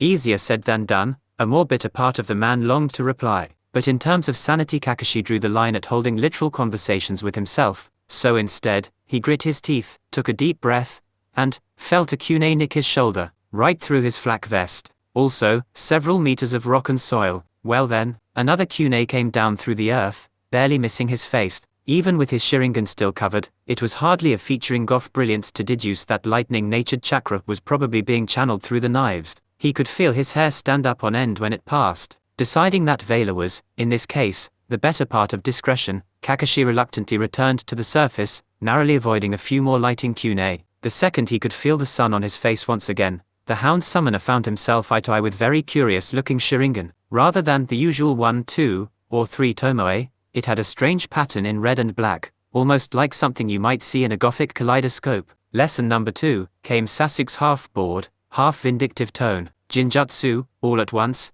Everything was in shades of red and black. Kakashi found himself in vaguely familiar surroundings, sitting behind a desk at the academy. The other seats were all filled with Sasuke doppelgangers, and an unfamiliar Chunin stood at the front of the classroom, droning on about some topic or other. Kakashi blinked sleepily, frowning underneath his cloth mask. His legs were jammed most uncomfortably under the desk, the seats far too small for a grown man. Judging by the contents of the chalkboard, the subject matter being covered was also similarly well beneath him, tediously trivial. It was a dreadfully mundane illusion, aside from the starkly dichromatic surroundings. The Chunin instructor continued to prattle monotonously on, completely uncaring that one of his students was a grown-up, and a jounin. Boring or not, however, This was still a genjutsu, and he was virtually defenseless while trapped within it. Also, he had never liked sitting in a classroom. It was a big part of the reason he'd pushed to graduate as early as he did. Concentrating, Kakashi brought his hands up into a seal. He exhaled sharply, simultaneously flaring and scrambling his chakra. Kai, nothing happened. Kakashi frowned. Tricky little buggers, he muttered, before bringing a hand up to his forehead protector. I guess I'll have to quit holding back. Then, he lifted the Hitei from over his left eye, exposing a fully matured 3, Sharingan. A beat. Kakashi stared blankly at the illusion, which his Sharingan was seemingly unable to penetrate. He saw his surroundings exactly as he would have expected to see them, if he were actually sitting in a classroom, even with the altered perception afforded to him by Obito's eye. Well then, that much, at least, made a little sense. Only someone who knew what the world looked like through a Sharingan could create a genjutsu that could fool those eyes. Otherwise, it would be like a colorblind person trying to craft an illusion capable of fooling people who could actually distinguish between red and blue. And unfortunately for Kakashi, Sasuke was neither colorblind nor lacking in genjutsu proficiency. The lecture carried on, and Kakashi quickly ran himself ragged trying to figure out some way to escape his prospective student's illusion. Time lost all meaning as the instructor droned on and on, never running out of mind-numbingly boring subject matter to discuss. 6 hours into the illusion, 1/4 of a second had passed in real time. Sasuke chose then to release the genjutsu, not quite wanting to render the man before him outright comatose. For a moment, Kakashi was dazed. Then he blinked, and stared at the Uchiha for a fraction of a second. Cursing, he sprang away, a tactical retreat, ostensibly. In his hurry, Kakashi failed to notice the bell dangling from Sasuke's hand. Do you think you will need to borrow any of my chakra for this? Naruto Kurama's voice rumbled in the back of the blonde's mind. He could sense their target approaching, clearly dumbstruck and frazzled. Sakura was closing in on their location, too, maybe about 30 seconds from intercept. Sasuke was hanging back, for now. Naruto shrugged, grinning under the cover of a bush. Nah, we just wanna knock him around a little, not send him into the ICU. This response elicited something between a chuckle and a yawn from the lazy old Kyuubi. I see. Wake me up when something interesting happens, then, won't you? Naruto nodded, more out of habit than any need to do so when communicating with the 9-tailed fox inside his mind. Yeah, sure, I will, he promised. Then, with a wicked grin, Naruto willed 3 shadow clones into existence above his head. A trio of Kage Bunshin leaped down from the canopy, shouting raucously and immediately catching their target's attention. Kick his ass, one shouted. Ichiraku Banzai, cried the second. Believe it. The third crowed. They landed right in front of the Jounin, and charged. Their guards were wide open, taijutsu stances horrendously sloppy. Kakashi's hands were a blur. He effortlessly dispatched the 3 clones, stunning each one with short, quick, non-lethal taijutsu strikes. Nearly as one, the clones burst, vanishing in puffs of white smoke. Kakashi shook his head and tutted in disappointment, seeming to relax slightly now that he was in more familiar territory. What a shame, the man drawled. Compared to the showing Sasuke and Sakura have made, it looks like you'll be the one sent back to the academy. Naruto, it was a bluff, of course. This test was an all-or-nothing deal. Kakashi's intention was to test them as a team, not as individuals. If they couldn't set aside their differences and work together, then they would fail, no matter how well they did. Naruto conjured up 6 more shadow clones, and had them attack in the same strategy as the previous 3. Kakashi scowled, and dispelled these ones just as effortlessly. Really, Naruto? This is just a disappointing showing, the man drawled, visibly frowning. What are you 3 up to? As if in answer to his unspoken question, Sakura burst into the clearing, screaming bloody murder. Kakashi's eyes nearly bugged out of his head. Had Naruto just been stalling him? Shinero? The pinkette roared, cocking a fist back as she flew straight at the Jounin. Kakashi yelped, actually yelped, and ducked hurriedly out of the girl's way. She missed him, by scarce inches, another sizable rip appearing in the man's flak vest. The hound summoner winced, looking like he might as well have been slugged with a direct hit from an ironclad fist. Naruto grinned. Now, he cried, leaping out of the bush. His hands blurred through a number of seals. Time for lesson number 3, Kaka-sensei. He clapped his palms together, and the forest shifted under the weight of his chakra. Ninjutsu, there was a flash of light. The ground shuddered and groaned beneath Kakashi's feet. Sexy style. Icha harem jutsu. Kakashi blinked. The smoke cleared. He saw that he was surrounded by dozens of gorgeous, scantily clad women. Notably, every last one of them resembled one heroine or another from the Closet Pervert's favorite book series. From sexy Liberian Yukina, to sensual innkeeper Mitaspa, to shy but secretly adventurous Akane, and of course the dark, emotionless ninja beauty Ibuki. Every last detail was absolutely perfect, from the most obvious repeated descriptors to the subtlest inferred qualities. Not one thing was missing or different from Kakashi's mental category. The girls looked exactly as he had always imagined them, and every last one was eyeing him up and down in a way that said they liked what they saw. In an instant, the copy ninja was swamped. Gorgeous women identical to the many sexy heroines of his favorite series of novels threw themselves at him, cooing and repeating many of their cutest or most suggestive lines from the books. "Oh darling, do you want dinner? A bath, or me? It's not like I'm doing this 'cause I want to. Ibaka, is that a kunai in your pocket, or are you just happy to see me?" Jiraiya had many talents. Writing creative dialogue was not one of them. Now, normally, a technique like Naruto's sexy jutsu would have minimal effect on Kakashi. The man had plenty of real women all but throwing themselves at him everywhere he went. After all, he was all but desensitized to the female form. This, on the other hand, this was something else entirely. Everyone had their weakness, everyone had their price, everyone had their fetish. Icha was Kakashi's. The ensuing fountain of blood was strong enough to punch straight through the man's mask, flinging him backwards through the forest. "You pass," Kakashi Hatake exclaimed with a tear in his eye. Seconds later, the horde of half-naked smut heroines descended upon him. They were absolutely merciless. Naruto the original turned to grin at Sakura. The pinkette smirked back at him, dangling a bell from her fist. Sasuke chose then to hop down from the branches overhead, idly fiddling with the bell in his hand.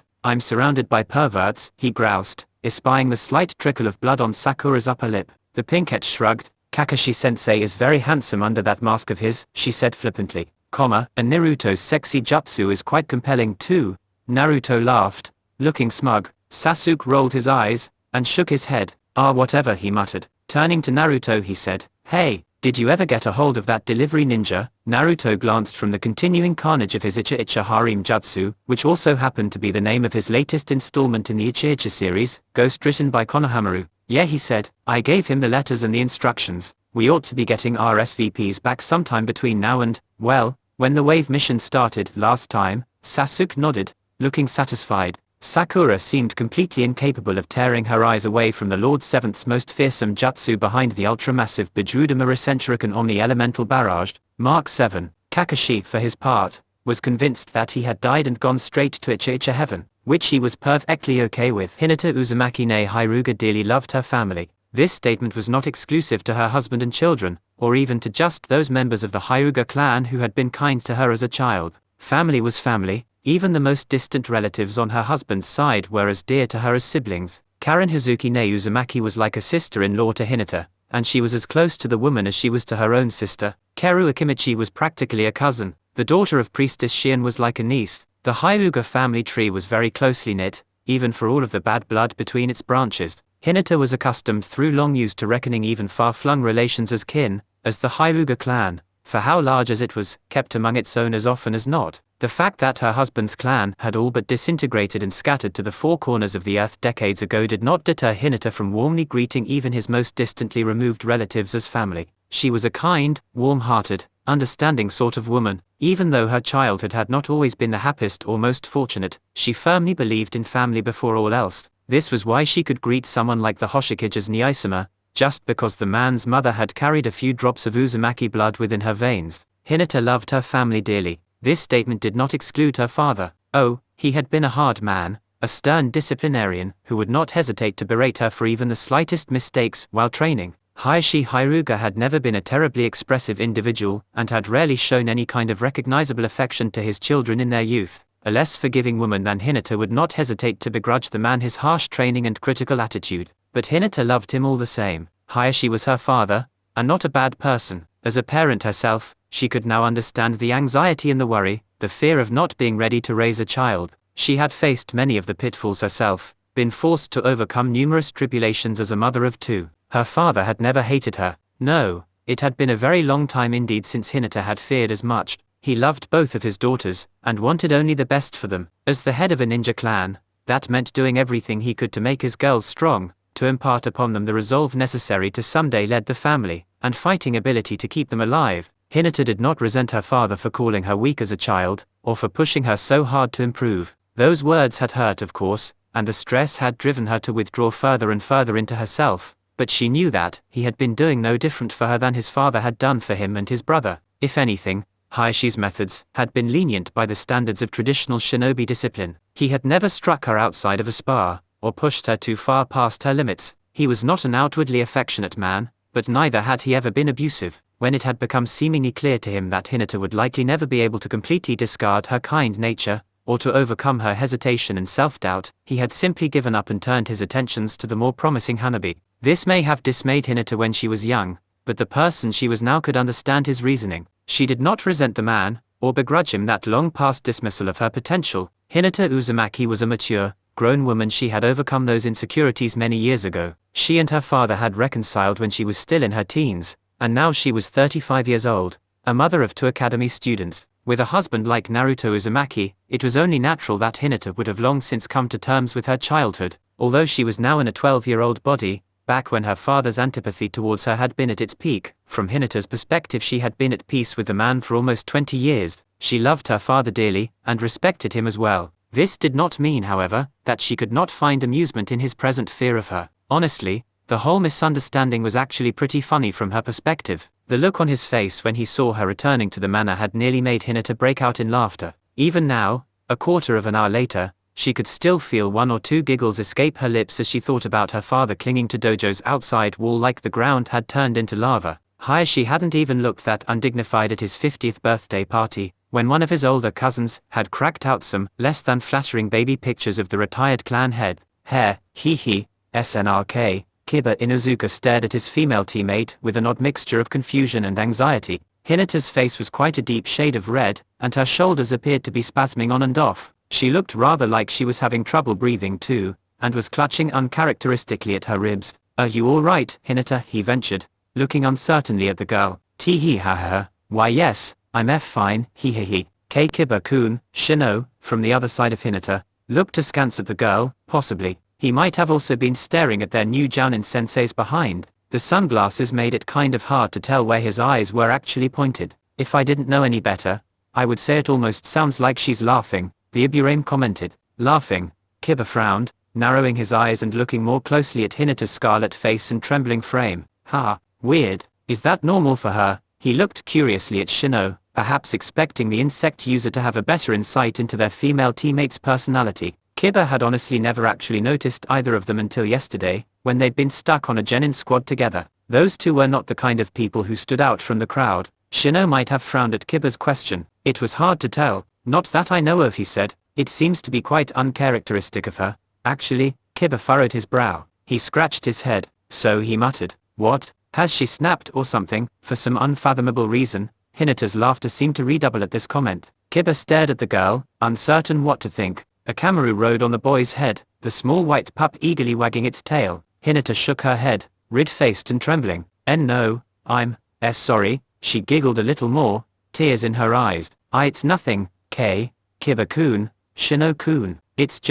I just remembered a very funny joke, that's all." Shino seemed to accept this. Kiba cocked an eyebrow suspiciously for a moment, before shrugging and letting it go. "He could buy that? I see. Must be one hell of a joke," he commented, stretching boredly. Hinata's lips twitched. "Oh, it is. It really is," she said. There was a twinkle of mirth in her eye. A moment of silence passed between the trio of genin, as they followed Kyunui to the mission center. Kiba watched the clouds go by, and Shino stared fixedly at a point a little ways in front of Hinata, who walked directly behind their new sensei. They walked down the street to their destination, the building rearing up ahead of them. Ninja of various ranks came to and fro around them as they drew near to the tower. Shino hummed thoughtfully. "I wonder what kind of mission will be assigned," he spoke up, glancing around as they passed in through the door. Kiba let out a barking laugh, and grinned at his male teammate. "They'll probably want us to infiltrate some kind of smuggling ring," he confidently declared. "Oh, or maybe we'll be assigned to guard a princess, a beat. PFFT.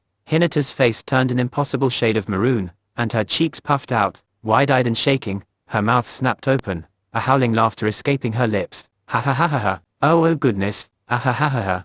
Kiba and Shino both stared at Hinata. Quietly, they scooted a couple inches away, unsure how to take this newest hysterical fit. Kyunui, for her part, was glad that none of the three noticed her own trembling lip, or the tears in her eyes. She herself was only barely restraining her laughter. It took Hinata several seconds to calm down, and several ninja, in the mission center, mostly those acquainted with Hyuga clan members, were giving her very wary looks. Shino and Kiba continued to stare uncomprehendingly at the girl. Well, okay, that was mostly Kiba. Shino was still keeping his eye on Kyunui-sensei, for the most part. The Chunin at the desk got a wicked gleam in his eye when teammate walked up to him. "Ah," he said, glancing at the look of scarcely suppressed amusement on Kyunri's face, and the trio of fresh-looking genin behind her. "Your first mission." Despite herself, Kyunri couldn't help mirroring the man's sadistic grin. Hinata was breathing slow and deep to keep herself from breaking down in giggles again. She felt most unusually giddy, and a part of her wondered if it might not have had something to do with the 12-year-old body she was currently inhabiting. Kiba and Shino were more concerned with the contents of the scroll the clerical nin handed their sensei.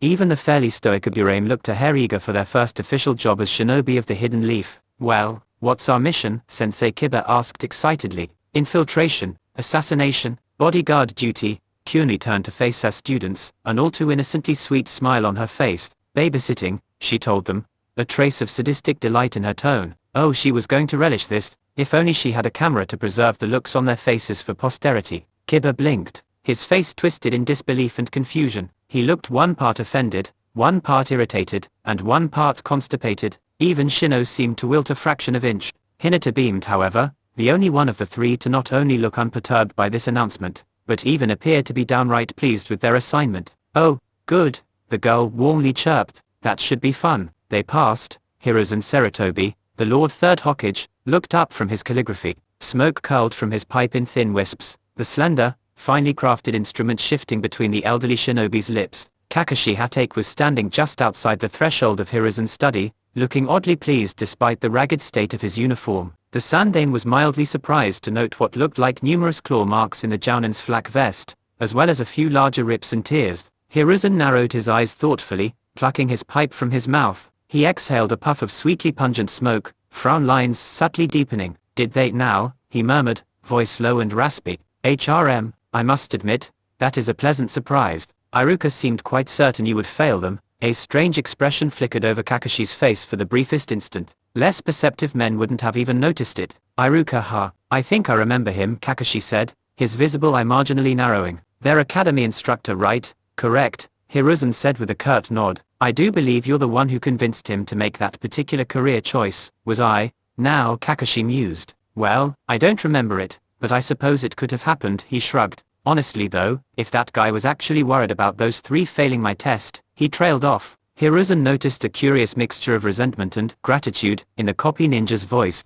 "I'll admit that their team combination is a potentially volatile one," he conceded, "but clearly they managed to pull through spectacularly." Kakashi gave Hiruzen a nice smile. "Oh no, not just pull through," he said. He shook his head, looking almost torn between swelling pride and petty resentment. "I dare say those three completely demolished me. I wasn't able to even lay a finger on them." The Sandaime blinked, and stared at Kakashi. After a moment's silence he frowned. "I beg your pardon." "You heard me, Lord Hokage. They tore me into pieces and completely trivialized the bell test. I didn't even have to tie one of them to a log." Here, Kakashi paused. "Not that I would have been able to unless they let me, I imagine." Hiruzen snuffed out his pipe, and he set it aside. "Kakashi," he said slowly, giving the man a gimlet eye.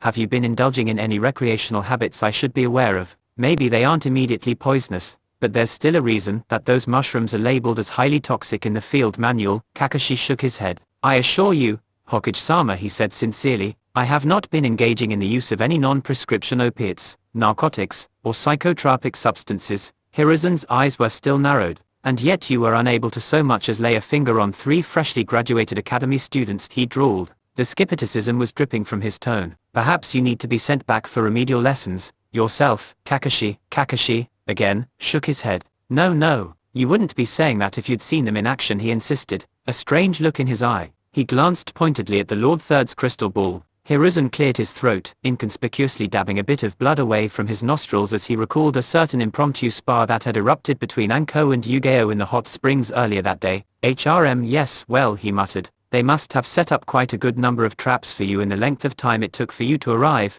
I do not doubt." He gave Kakashi a pointed look, silently reiterating a well-worn lecture on the distinction between tolerance and approval in regards to the man's customary cunctation. But Kakashi dismissed it with a wave of his hand. "The only trap they've set on me since I met the three was that eraser Naruto dropped on my head the other day. I don't know what Iruka's been teaching those kids, but the only one of them whose abilities didn't completely baffle me was Naruto." Kakashi paused, "Although I do wonder how a minor could come to have such an intimate knowledge regarding the Ichiichi series and its heroines." Hiruzen sighed, getting the impression that they were getting back into somewhat more familiar ground. I see, he muttered. So it was that harem jutsu of Naruto's that did you in. Kakashi's smile seemed especially genuine at this comment. The boy has a real talent, he said sincerely, the perverted giggle slipping from the man's mouth, and the visible pinkness in his cheek only slightly ruined the effect of his words. Hiruzen once more dabbed at his nose, closing his eyes and trying not to think about the singularly well-endowed female love interests in his favorite student's most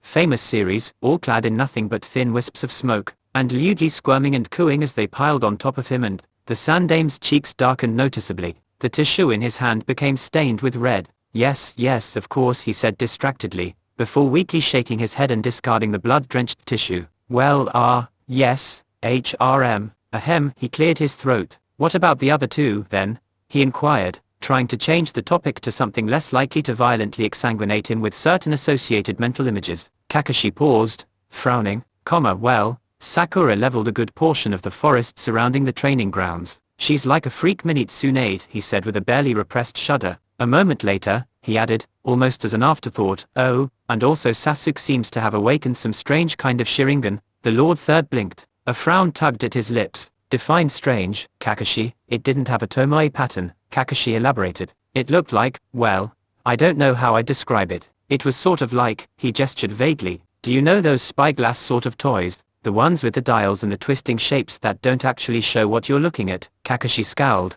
visibly racking his brain for the word. It's well, like, it looked sort of like that, or at least the pattern reminded me of something you might see in one of those, he tapped a finger on his wrist, fidgeting as he tried to recall the word. You know, it was like, Hiruzen narrowed his eyes thoughtfully. He stroked his short beard, like a kaleidoscope, he said, venturing a guess. Kakashi blinked. He snapped his fingers. Yes, that's the word, he said, nodding his head. Yes, it was like a kaleidoscope, except in only red and black. Do you know anything about that? The sandame nodded. That does sound familiar, he said. The Lord Second, my mentor and predecessor, did extensive research into the Sharingan during the latter part of his life. I might have some of his old papers still lying around somewhere in my personal library. He gestured for Kakashi to leave, before pausing and getting a thoughtful look. Is there anything else you might need to tell me? Kakashi paused halfway out the door, a thoughtful expression on his face. Well, Sasuke's missing an arm, he commented. Says he fell down the stairs. Hiruzen blinked. Then he let out a sigh,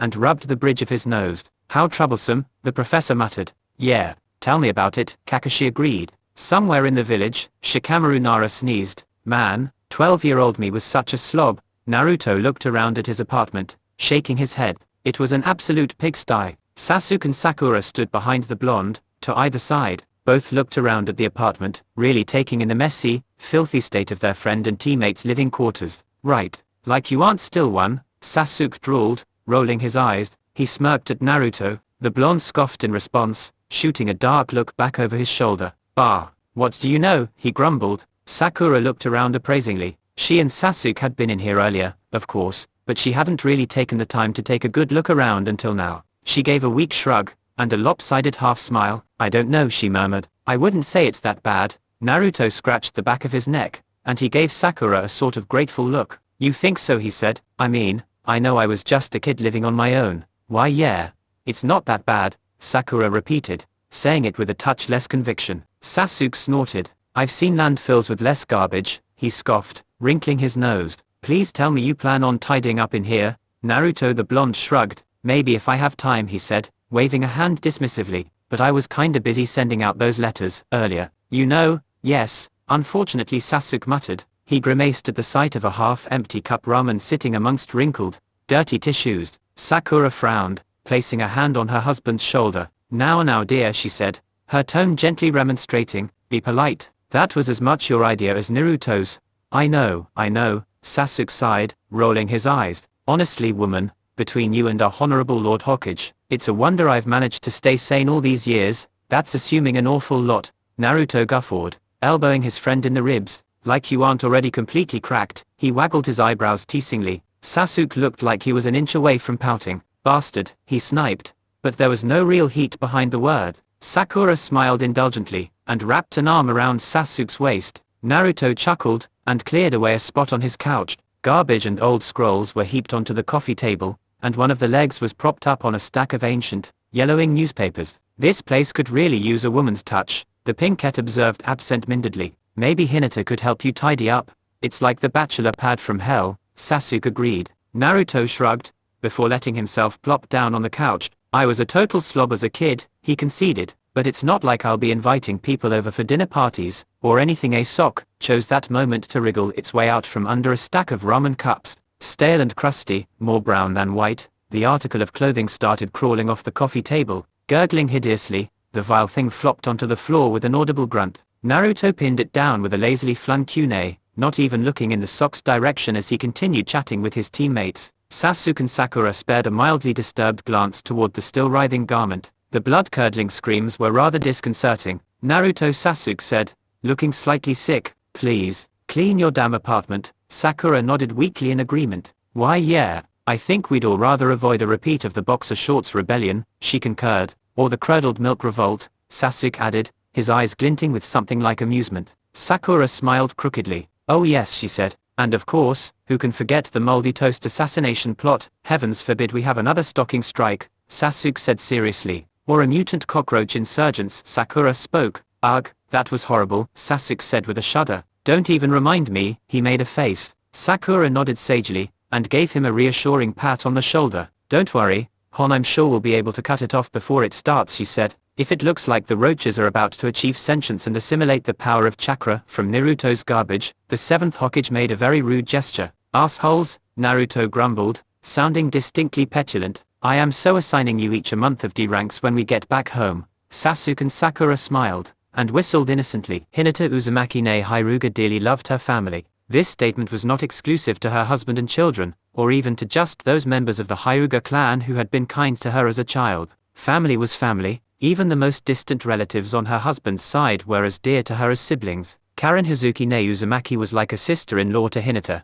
and she was as close to the woman as she was to her own sister. Keru Akimichi was practically a cousin. The daughter of Priestess Shion was like a niece. The Hyuga family tree was very closely knit, even for all of the bad blood between its branches. Hinata was accustomed through long use to reckoning even far-flung relations as kin, as the Hyuga clan, for how large as it was, kept among its own as often as not. The fact that her husband's clan had all but disintegrated and scattered to the four corners of the earth decades ago did not deter Hinata from warmly greeting even his most distantly removed relatives as family. She was a kind, warm-hearted, understanding sort of woman. Even though her childhood had not always been the happiest or most fortunate, she firmly believed in family before all else. This was why she could greet someone like the Hokage as Niaisama, just because the man's mother had carried a few drops of Uzumaki blood within her veins. Hinata loved her family dearly. This statement did not exclude her father. Oh, he had been a hard man, a stern disciplinarian who would not hesitate to berate her for even the slightest mistakes while training.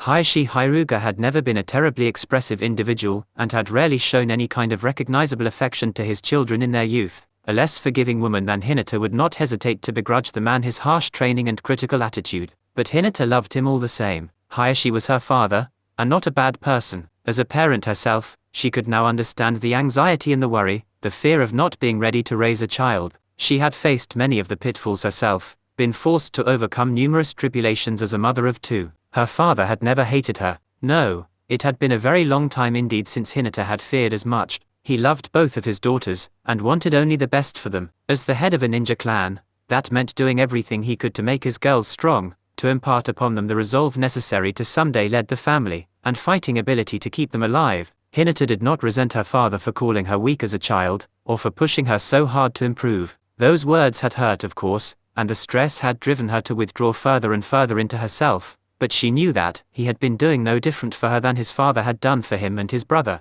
If anything, Hayashi's methods had been lenient by the standards of traditional shinobi discipline. He had never struck her outside of a spar, or pushed her too far past her limits. He was not an outwardly affectionate man, but neither had he ever been abusive. When it had become seemingly clear to him that Hinata would likely never be able to completely discard her kind nature, or to overcome her hesitation and self-doubt, he had simply given up and turned his attentions to the more promising Hanabi. This may have dismayed Hinata when she was young, but the person she was now could understand his reasoning. She did not resent the man, or begrudge him that long-past dismissal of her potential. Hinata Uzumaki was a mature, grown woman. She had overcome those insecurities many years ago. She and her father had reconciled when she was still in her teens, and now she was 35 years old, a mother of two academy students. With a husband like Naruto Uzumaki, it was only natural that Hinata would have long since come to terms with her childhood. Although she was now in a 12-year-old body, back when her father's antipathy towards her had been at its peak. From Hinata's perspective, she had been at peace with the man for almost 20 years. She loved her father dearly, and respected him as well. This did not mean, however, that she could not find amusement in his present fear of her. Honestly, the whole misunderstanding was actually pretty funny from her perspective. The look on his face when he saw her returning to the manor had nearly made Hinata break out in laughter. Even now, a quarter of an hour later, she could still feel one or two giggles escape her lips as she thought about her father clinging to Dojo's outside wall like the ground had turned into lava. Hiashi hadn't even looked that undignified at his 50th birthday party, when one of his older cousins had cracked out some less than flattering baby pictures of the retired clan head. Hair, SNRK. Kiba Inuzuka stared at his female teammate with an odd mixture of confusion and anxiety. Hinata's face was quite a deep shade of red, and her shoulders appeared to be spasming on and off. She looked rather like she was having trouble breathing too, and was clutching uncharacteristically at her ribs. "Are you alright, Hinata?" he ventured, looking uncertainly at the girl. "Tee ha ha. Why yes, I'm fine, he. Kiba-kun." Shino, from the other side of Hinata,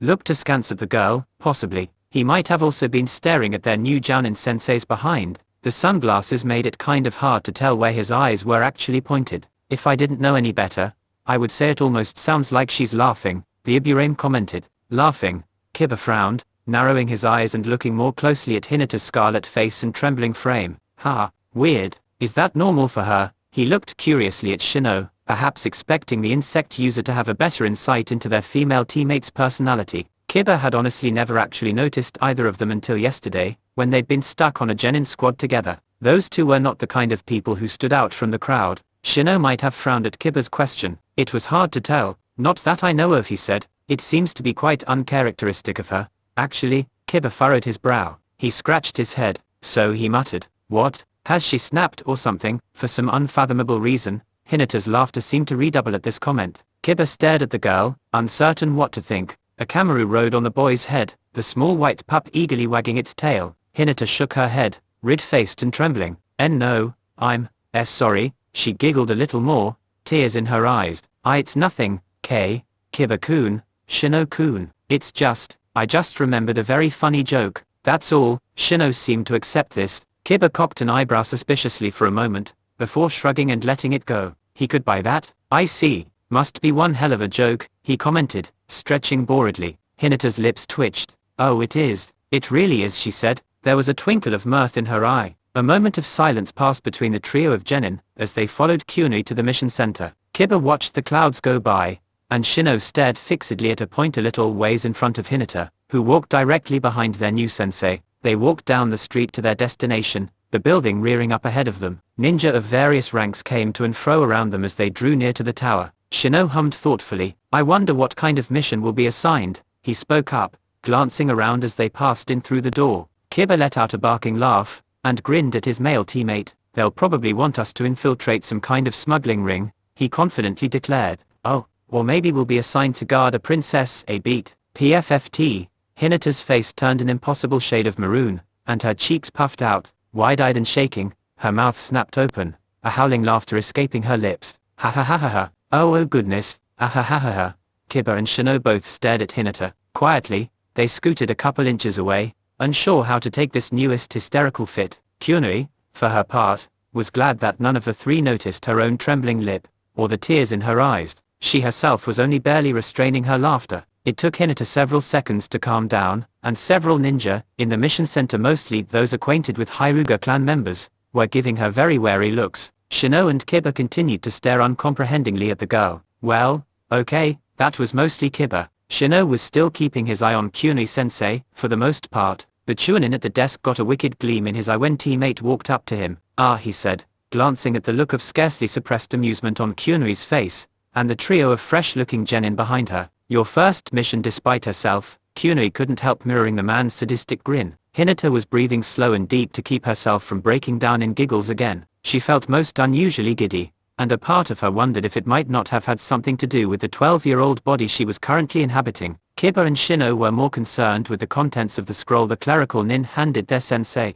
Even the fairly stoic Iburame looked a hair eager for their first official job as shinobi of the Hidden Leaf. "Well, what's our mission?" Sensei Kiba asked excitedly. "Infiltration, assassination, bodyguard duty," Kyuni turned to face her students, an all too innocently sweet smile on her face. Babysitting, she told them, a trace of sadistic delight in her tone. Oh, she was going to relish this, if only she had a camera to preserve the looks on their faces for posterity. Kiba blinked, his face twisted in disbelief and confusion. He looked one part offended, one part irritated, and one part constipated. Even Shino seemed to wilt a fraction of inch. Hinata beamed, however, the only one of the three to not only look unperturbed by this announcement, but even appear to be downright pleased with their assignment. Oh, good, the girl warmly chirped, that should be fun. They passed. Hiruzen Sarutobi, the Lord Third Hokage, looked up from his calligraphy. Smoke curled from his pipe in thin wisps, the slender, finely crafted instrument shifting between the elderly shinobi's lips. Kakashi Hatake was standing just outside the threshold of Hiruzen's study,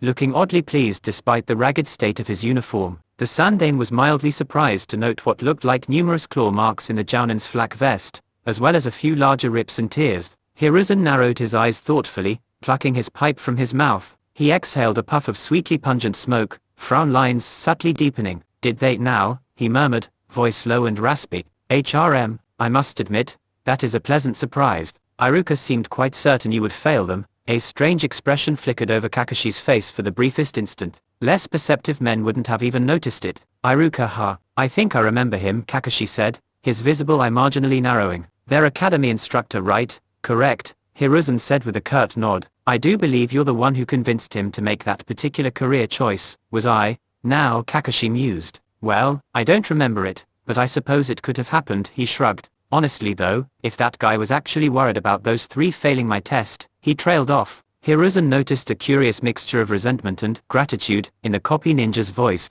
I'll admit that their team combination is a potentially volatile one, he conceded, but clearly they managed to pull through spectacularly. Kakashi gave Hiruzen a nice smile. Oh no, not just pull through, he said. He shook his head, looking almost torn between swelling pride and petty resentment. I dare say those three completely demolished me. I wasn't able to even lay a finger on them. The Sandaime blinked, and stared at Kakashi. After a moment's silence he frowned. I beg your pardon, you heard me, Lord Hokage. They tore me into pieces and completely trivialized the bell test. I didn't even have to tie one of them to a log. Here, Kakashi paused, not that I would have been able to unless they let me, I imagine. Hiruzen snuffed out his pipe, and he set it aside. Kakashi, he said slowly, giving the man a gimlet eye, have you been indulging in any recreational habits I should be aware of? Maybe they aren't immediately poisonous, but there's still a reason that those mushrooms are labeled as highly toxic in the field manual. Kakashi shook his head. I assure you, Hokage-sama, he said sincerely, I have not been engaging in the use of any non-prescription opiates, narcotics, or psychotropic substances. Hiruzen's eyes were still narrowed. And yet you were unable to so much as lay a finger on three freshly graduated academy students, he drawled. The skepticism was dripping from his tone. Perhaps you need to be sent back for remedial lessons, yourself. Kakashi, again, shook his head. No, you wouldn't be saying that if you'd seen them in action, he insisted, a strange look in his eye. He glanced pointedly at the Lord Third's crystal ball. Hiruzen cleared his throat, inconspicuously dabbing a bit of blood away from his nostrils as he recalled a certain impromptu spar that had erupted between Anko and Yugeo in the hot springs earlier that day. HRM, yes, well, he muttered, they must have set up quite a good number of traps for you in the length of time it took for you to arrive. I do not doubt. He gave Kakashi a pointed look, silently reiterating a well-worn lecture on the distinction between tolerance and approval in regards to the man's customary cunctation. But Kakashi dismissed it with a wave of his hand. The only trap they've set on me since I met the three was that eraser Naruto dropped on my head the other day. I don't know what Iruka's been teaching those kids, but the only one of them whose abilities didn't completely baffle me was Naruto. Kakashi paused, although I do wonder how a minor could come to have such an intimate knowledge regarding the Ichi series and its heroines. Hiruzen sighed, getting the impression that they were getting back into somewhat more familiar ground. I see, he muttered. So it was that harem jutsu of Naruto's that did you in. Kakashi's smile seemed especially genuine at this comment. The boy has a real talent, he said sincerely, the perverted giggle slipping from the man's mouth, and the visible pinkness in his cheek, only slightly ruined the effect of his words. Hiruzen once more dabbed at his nose, closing his eyes and trying not to think about the singularly well-endowed female love interests in his favorite student's most famous series, all clad in nothing but thin wisps of smoke, and lewdly squirming and cooing as they piled on top of him, and the Sandaime's cheeks darkened noticeably. The tissue in his hand became stained with red. Yes, of course, he said distractedly, before weakly shaking his head and discarding the blood-drenched tissue. Well, Yes, HRM, ahem, he cleared his throat. What about the other two, then? He inquired, trying to change the topic to something less likely to violently exsanguinate him with certain associated mental images. Kakashi paused, frowning, well, Sakura leveled a good portion of the forest surrounding the training grounds. She's like a freak mini Tsunade, he said with a barely repressed shudder. A moment later, he added, almost as an afterthought, oh, and also Sasuke seems to have awakened some strange kind of Sharingan. The Lord Third blinked. A frown tugged at his lips. Define strange, Kakashi. It didn't have a tomoe pattern, Kakashi elaborated. It looked like, well, I don't know how I'd describe it. It was sort of like, he gestured vaguely. Do you know those spyglass sort of toys? The ones with the dials and the twisting shapes that don't actually show what you're looking at? Kakashi scowled, visibly racking his brain for the word. It's well, like, it looked sort of like that, or at least the pattern reminded me of something you might see in one of those, he tapped a finger on his wrist, fidgeting as he tried to recall the word. You know, it was like, Hiruzen narrowed his eyes thoughtfully. He stroked his short beard, like a kaleidoscope, he said, venturing a guess. Kakashi blinked. He snapped his fingers. Yes, that's the word, he said, nodding his head. Yes, it was like a kaleidoscope, except in only red and black. Do you know anything about that? The Sandaime nodded. That does sound familiar, he said. The Lord Second, my mentor and predecessor, did extensive research into the Sharingan during the latter part of his life. I might have some of his old papers still lying around somewhere in my personal library. He gestured for Kakashi to leave, before pausing and getting a thoughtful look. Is there anything else you might need to tell me? Kakashi paused halfway out the door, a thoughtful expression on his face. Well, Sasuke's missing an arm, he commented. Says he fell down the stairs. Hiruzen blinked. Then he let out a sigh, and rubbed the bridge of his nose. How troublesome, the professor muttered. Yeah, tell me about it, Kakashi agreed. Somewhere in the village, Shikamaru Nara sneezed. Man, 12-year-old me was such a slob.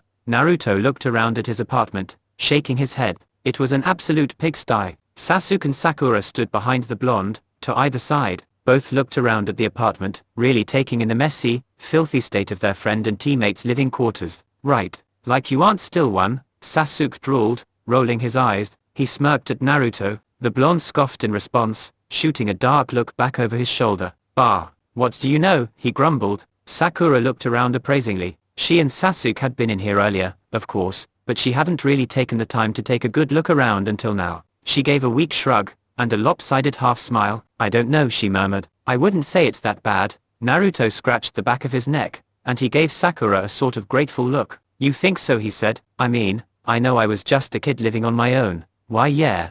It's not that bad, Sakura repeated, saying it with a touch less conviction. Sasuke snorted. I've seen landfills with less garbage, he scoffed, wrinkling his nose. Please tell me you plan on tidying up in here? Naruto the blonde shrugged. Maybe if I have time, he said, waving a hand dismissively, but I was kinda busy sending out those letters earlier. You know, yes, unfortunately, Sasuke muttered. He grimaced at the sight of a half-empty cup ramen sitting amongst wrinkled, dirty tissues. Sakura frowned, placing a hand on her husband's shoulder. Now dear, she said, her tone gently remonstrating. Be polite. That was as much your idea as Naruto's.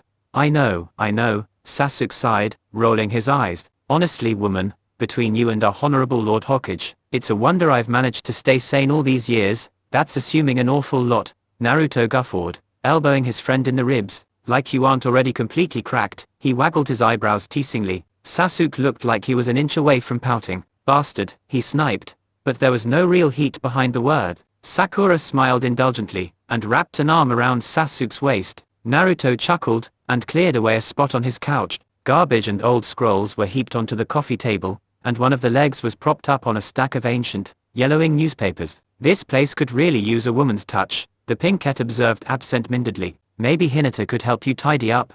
It's like the bachelor pad from hell, Sasuke agreed. Naruto shrugged, before letting himself plop down on the couch. I was a total slob as a kid, he conceded, but it's not like I'll be inviting people over for dinner parties, or anything. A sock chose that moment to wriggle its way out from under a stack of ramen cups, stale and crusty, more brown than white. The article of clothing started crawling off the coffee table, gurgling hideously. The vile thing flopped onto the floor with an audible grunt. Naruto pinned it down with a lazily flung kunai, not even looking in the sock's direction as he continued chatting with his teammates. Sasuke and Sakura spared a mildly disturbed glance toward the still writhing garment. The blood-curdling screams were rather disconcerting. Naruto, Sasuke said, looking slightly sick. Please, clean your damn apartment. Sakura nodded weakly in agreement. Why yeah, I think we'd all rather avoid a repeat of the boxer shorts rebellion, she concurred, or the curdled milk revolt, Sasuke added, his eyes glinting with something like amusement. Sakura smiled crookedly. Oh yes, she said,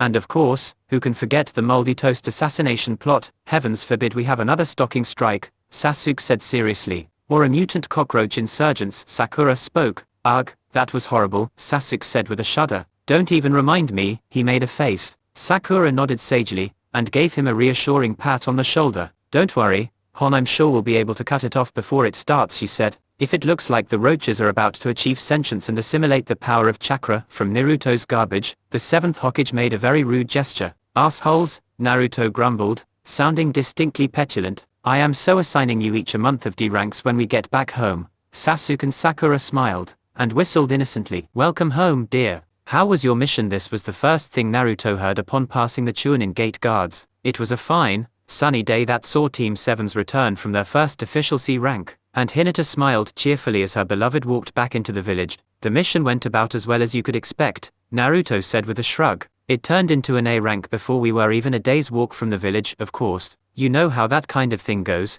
Hinata nodded, and fell in step alongside Naruto as the blonde and his team made their way into the village. Sasuke and Sakura nodded at the girl in acknowledgement, politely greeting her with a wave or a smile. Kakashi didn't outwardly respond to Hinata's presence. He had his nose buried in a careworn copy of Icha Icha Paradise, and probably wouldn't have noticed it if the entire village burst into flames all around him. Naruto smiled at the girl though, an easy grin quirking his lips. Hinata returned the smile in her own demure fashion, quietly confident in her poise and expression. I see, she said thoughtfully. Are you okay, Malright? Naruto answered, assuaging her concern with a wave of his hand. Wasn't anything we couldn't handle. That's good, Hinata commented. I'd hate to see you or your teammates injured on your first real mission. Naruto gave her a sly grin, and puffed out his chest. Nonsense, Hinata-chan. Every mission we take is important to the village. No matter what a job might be ranked as, it is imperative that we take it seriously. To do anything less would be an insult to our pride as shinobi, and to the trust of the Hokage. Hinata giggled, and patted him on the shoulder. Yes, dear. Of course, dear, she said, responding in an absent-minded, smile and nod sort of fashion. Whatever you say. Naruto repaid this comment with a blink and you miss it peck on the cheek, and a similarly quick pat on the rear.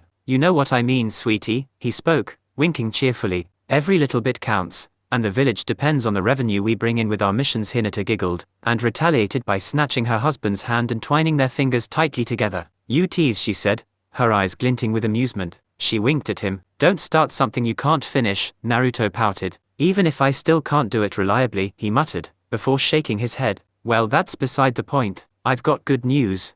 Hinata delicately arched a slim, lavender eyebrow. Oh, and what would that be? She inquired carefully. The mission was a success. The way he said mission made it clear to her that he meant something quite apart from any job sanctioned by the Honorable Sandame. She smiled cautiously, an unreadable expression flitting momentarily across her face. Ah, she murmured. That's good. Inari and the other villagers stared, slack-jawed, at the sight of Gato's very few remaining men turning tail to flee. The vast majority of the mercenaries were laid out cold at the far end of the bridge, looking surprisingly unharmed despite their present state of unconsciousness. The young wave native who had done his darndest to rally his dispirited countrymen weakly lowered his crossbow, blinking owlishly. Kakashi and Zabuza looked pretty beat up. The latter appeared quite sheepish as someone who was either a very pretty girl or an extremely pretty boy tended to an assortment of minor injuries. Sakura herself had a pair of shadow clones attending to her Jonin-sensei, and the third one of her was healing some pretty gnarly stab wounds on the Kiri swordsman's arms. Sasuke waved to Inari in languid greeting with his one arm, the ground around him littered with a veritable haystack of gleaming acupuncture needles, as well as a very large puddle. The older boy didn't look like he had a single scratch on him, or even one hair out of place, and at the far end of the bridge, where the few conscious mercenaries left were flinging themselves over the edge to escape retribution at the hands of the ramshackle wave militia, a seemingly unfazed Naruto was patting a distraught and sobbing Gato on the shoulder. Notably, the tyrannical businessman's nose was bent at an odd angle, and he looked to have the makings of a nasty shiner around one eye. There, the blonde was saying, speaking in a soothing tone, we all make mistakes, but the important thing is knowing when to admit you've done wrong. I just wanted you to love me, Papa the ruthless shipping magnate wailed. I never meant to hurt all those people. He buried his face in his hands, a very loud and miserable sounding sob tearing from his throat. Inari, and the several score of concerned wave citizens backing him up, blinked in unison. The effect was somewhere between comical and creepy. You could actually hear their eyelids sort of wetly clapping shut, before sliding back apart in perfect synchronization. The hell did we miss? Inari gaped. Hinata met Naruto's eye, and he nodded seriously. She smiled, tilting her head in silent acknowledgement of the unspoken message. He squeezed her hand, and leaned in for another quick and silent ninja kiss. A slightest pink flush worked its way up from the nape of Hinata's neck, her cheeks subtly coloring. Her smile became playfully lopsided, and she gently shoved her husband. Ha ha ha. Naruto laughed, bright and sunny. It is. Kakashi looked up from his book to eye the pair a hint curiously. He shook his head, sighing in what sounded like amused exasperation. Man, kids these days, he muttered to himself. Hard to believe they're already pairing off. There was a touch of something nostalgic in the man's tone, a whisper of happy recollection untainted by the bitterer memories of bloodshed and tears. He glanced from Naruto and Hinata, who seemed to be competing to see who could express their affections the most stealthily as they walked down Main Street, to Sasuke and Sakura, who sounded like they were in the middle of bickering like an old married couple. Honestly, sweetie, just admit you thought he was cute, already, the pinkette said to the last loyal Uchiha, a twinkle of something Kakashi would rather not psychoanalyze in her eyes. I did not, Sasuke retorted stubbornly, hand tucked peevishly into his pocket. He was slouching and scowling, a slight scowl on his face. How many times do I have to tell you I'm not into that kind of thing? Sakura giggled and gave him a pat on the back. Now, she sing-songed, it's nothing to be ashamed of. He wore that yukata very well, after all. Sasuke's cheeks reddened, and he looked away from Sakura. Sure,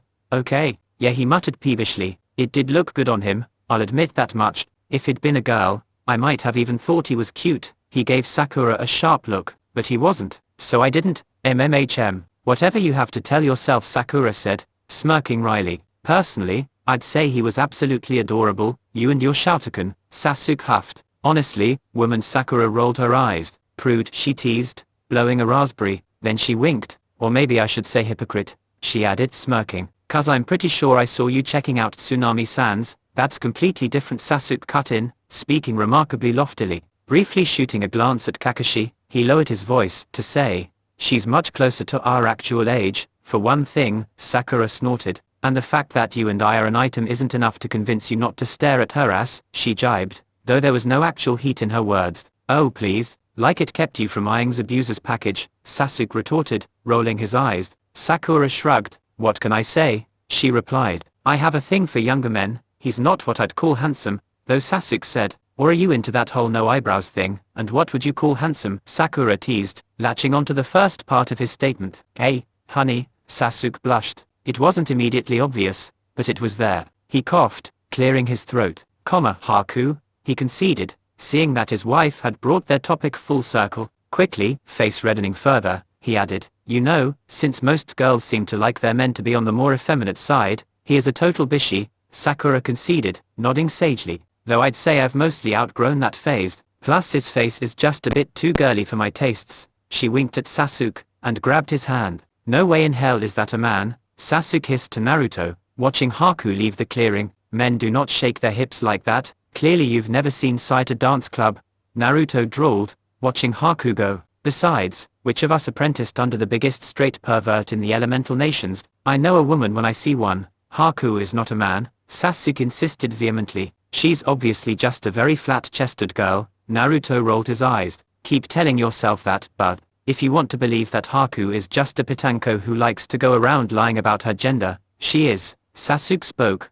a steely look in his eyes. And if you so much as breathe a whisper to the contrary, I will punch you so hard. Naruto snorted, a smirk tilting his lips. Whatever helps you sleep at night, he chirped. Then he waggled his eyebrows. But in all seriousness, Haku does have a very nice ass. Yeah, fair enough, Sasuke conceded, a faint flush to his cheeks. That never happened, Naruto. Sasuke ground out, glaring at the blonde. Naruto smirked mischievously. Maybe, he said evasively, but you can't definitively prove a negative statement, so there's always a chance that you actually were ogling Haku's butt. Sasuke glared. His face was red as a beet. Sakura giggled, amusedly side-eyeing her husband. Hinata smiled, her eyes twinkling with interest. Kakashi turned a page in his Icha. I hate you so much right now, Sasuke muttered darkly. Naruto laughed, waving a hand dismissively. Sure, whatever you say, he said. I don't think there's anything wrong with you appreciating certain parts of this Haku-san's anatomy, Hinata added comfortingly, patting Sasuke on the shoulder of his missing arm. Sakura nodded eagerly,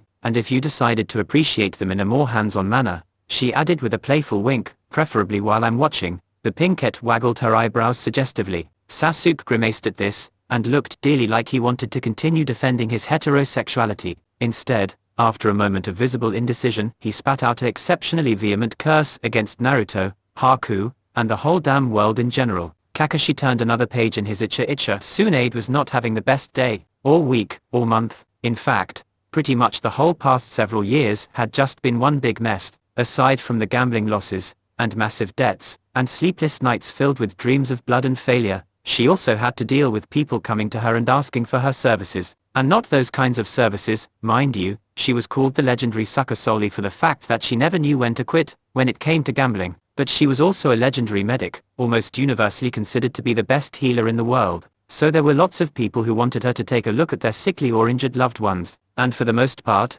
these were the otherwise hopeless cases, who had nothing left to lose, the sort of people who thought, well, if Tsunade can't do it, no one can. This wouldn't be so bad, of course, if the only folk requesting her aid were wealthy, affluent types who could pay handsomely for her trouble. Sure, there was that crippling homophobia she had to work around, but that's what she had Shizune for. But unfortunately, a disproportionate number of the people who sought Tsunade out were desperate charity cases, and it never failed to make her feel like a total heel when she turned those sorts away. But she also knew that she couldn't just go around treating people for free. She needed every red cent just to scrape by from one day to the next. She wouldn't dirty her hands for free, she couldn't afford to, and yet, she would do 100 pro bono jobs in a heartbeat, if only it meant never having to go back to the leaf again. Even after all these years, her sensei refused to give up on trying to convince her to return. Tsunade let out an exasperated sigh, leaning against a good-sized boulder as she stared up at the clouds, fluffy, meandering drifts of water vapor, white cotton wisps floating across a blue backdrop. Her eyes, brown and weary, flicked side to side as she stared listlessly at the sky. That one looks like a toad. She gazed at a particularly lumpy cumulus, trailing banks like outstretched legs behind it. The resemblance was faint, and academically Tsunade understood that it was just a quirk of the brain's image-visual recognition processes, that the cloud didn't really bear objective similarity to any sort of amphibian. Yet, all the same, her thoughts turned unbidden to Jiraiya, whom she had both consciously and unconsciously associated with toads for nearly as long as she'd known the man. Tsunade felt a weight in her chest, and her eyelids seemed painfully heavy. She stared silently at the sky, feeling unusually introspective. Normally she would be gambling at this time of day, or traveling from one town to another, or even doing some kind of favor for one of her debtors to make them let up a bit of the pressure. But the nearest town was still a few days away, and no one was hounding her for money at the moment. And besides that, Shizune wasn't looking all that good today. It was that time of the month for the younger woman,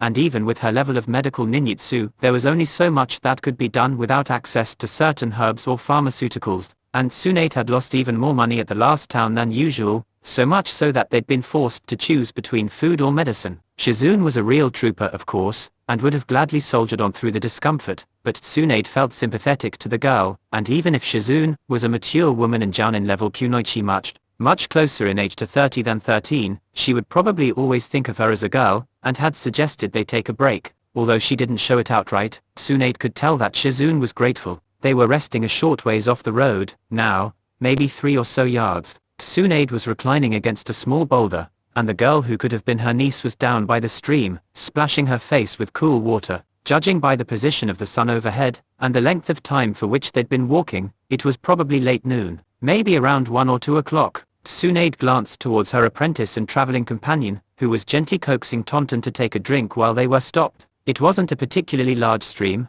just 4 feet across and maybe 2.5 foot deep, but nonetheless the diminutive pig looked distinctly mistrustful of the burbling water. As Shizune continued patting and urging her pet summon to take a sip, Tsunade looked down in her lap, shifting against the rock and feeling the scroll in her coat pocket. It pressed into her side, and she felt a twinge of ill humor at the reminder of its presence. She scowled. "You are hereby cordially invited to an Uzumaki family reunion in the Hidden Leaf Village. As a surviving descendant of the Uzumaki clan, your presence at this event would be greatly appreciated." The letter's contents replayed themselves through her mind, like the words of a particularly pushy salesman, who lacked the good sense to take no for an answer. "Uzumaki, that's rich," Tsunade muttered darkly, wondering ruefully if she didn't still have a half-full bottle of sake somewhere amongst her possessions. "Please, like I'd ever actually fall for such a transparent ploy." She shook her head, staring blearily at the grass between her legs. You'll need to do a hell of a lot better than that if you want to lure me back to the village, Sarutobi-sensei. Down by the stream,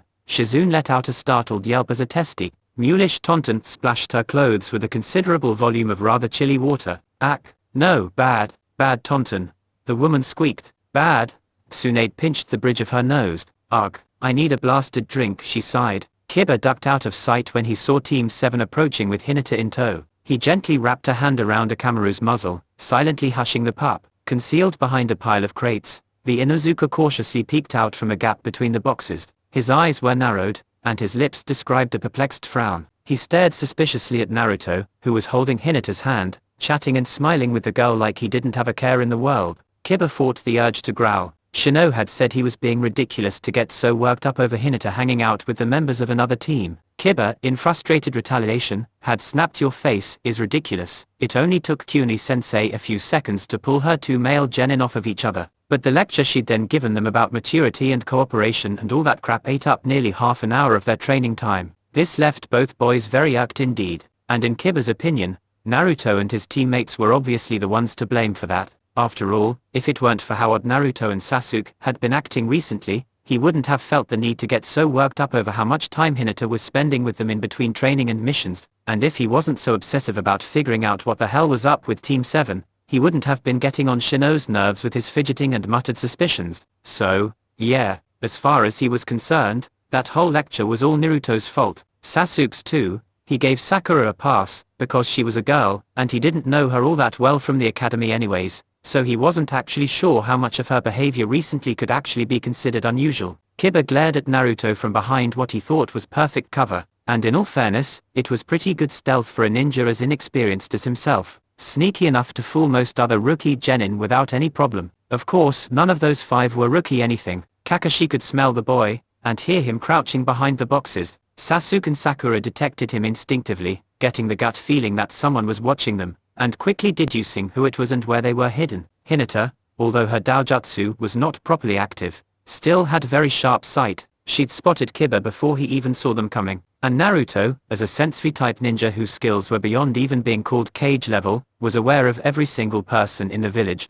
Kiba might as well have been standing 3 inches from the blonde's face, for all the good his hiding spot did him. So all 5 members of this group were in fact perfectly conscious of Kiba spying on them. Kakashi noticed that his students, and Hinata, noticed, and each of the 4 reluctant time travelers were intuitively aware of the other's awareness. Naruto, not sensing any malice greater than a mild curiosity, with the tiniest dash of petty envy, gave Sasuke a look that told the Uchiha to stand down right as he was considering whether to call out their apparent stalker. Sasuke scowled infinitesimally at this, but then gave a dismissive half-shrug. Sakura smiled, meeting Sasuke's eyes, and nodded in unspoken understanding. Hinata clasped Naruto's hand, squeezing it gently. Kakashi pondered what to do for dinner. Kiba, being only an inexperienced rookie genin, albeit a reasonably talented one, did not realize that he'd been spotted. Thus, he continued to tail Team 7 plus Hinata, for several more minutes. They went on up the street, and Kiba slipped stealthily out from behind the crates, skulking along after them.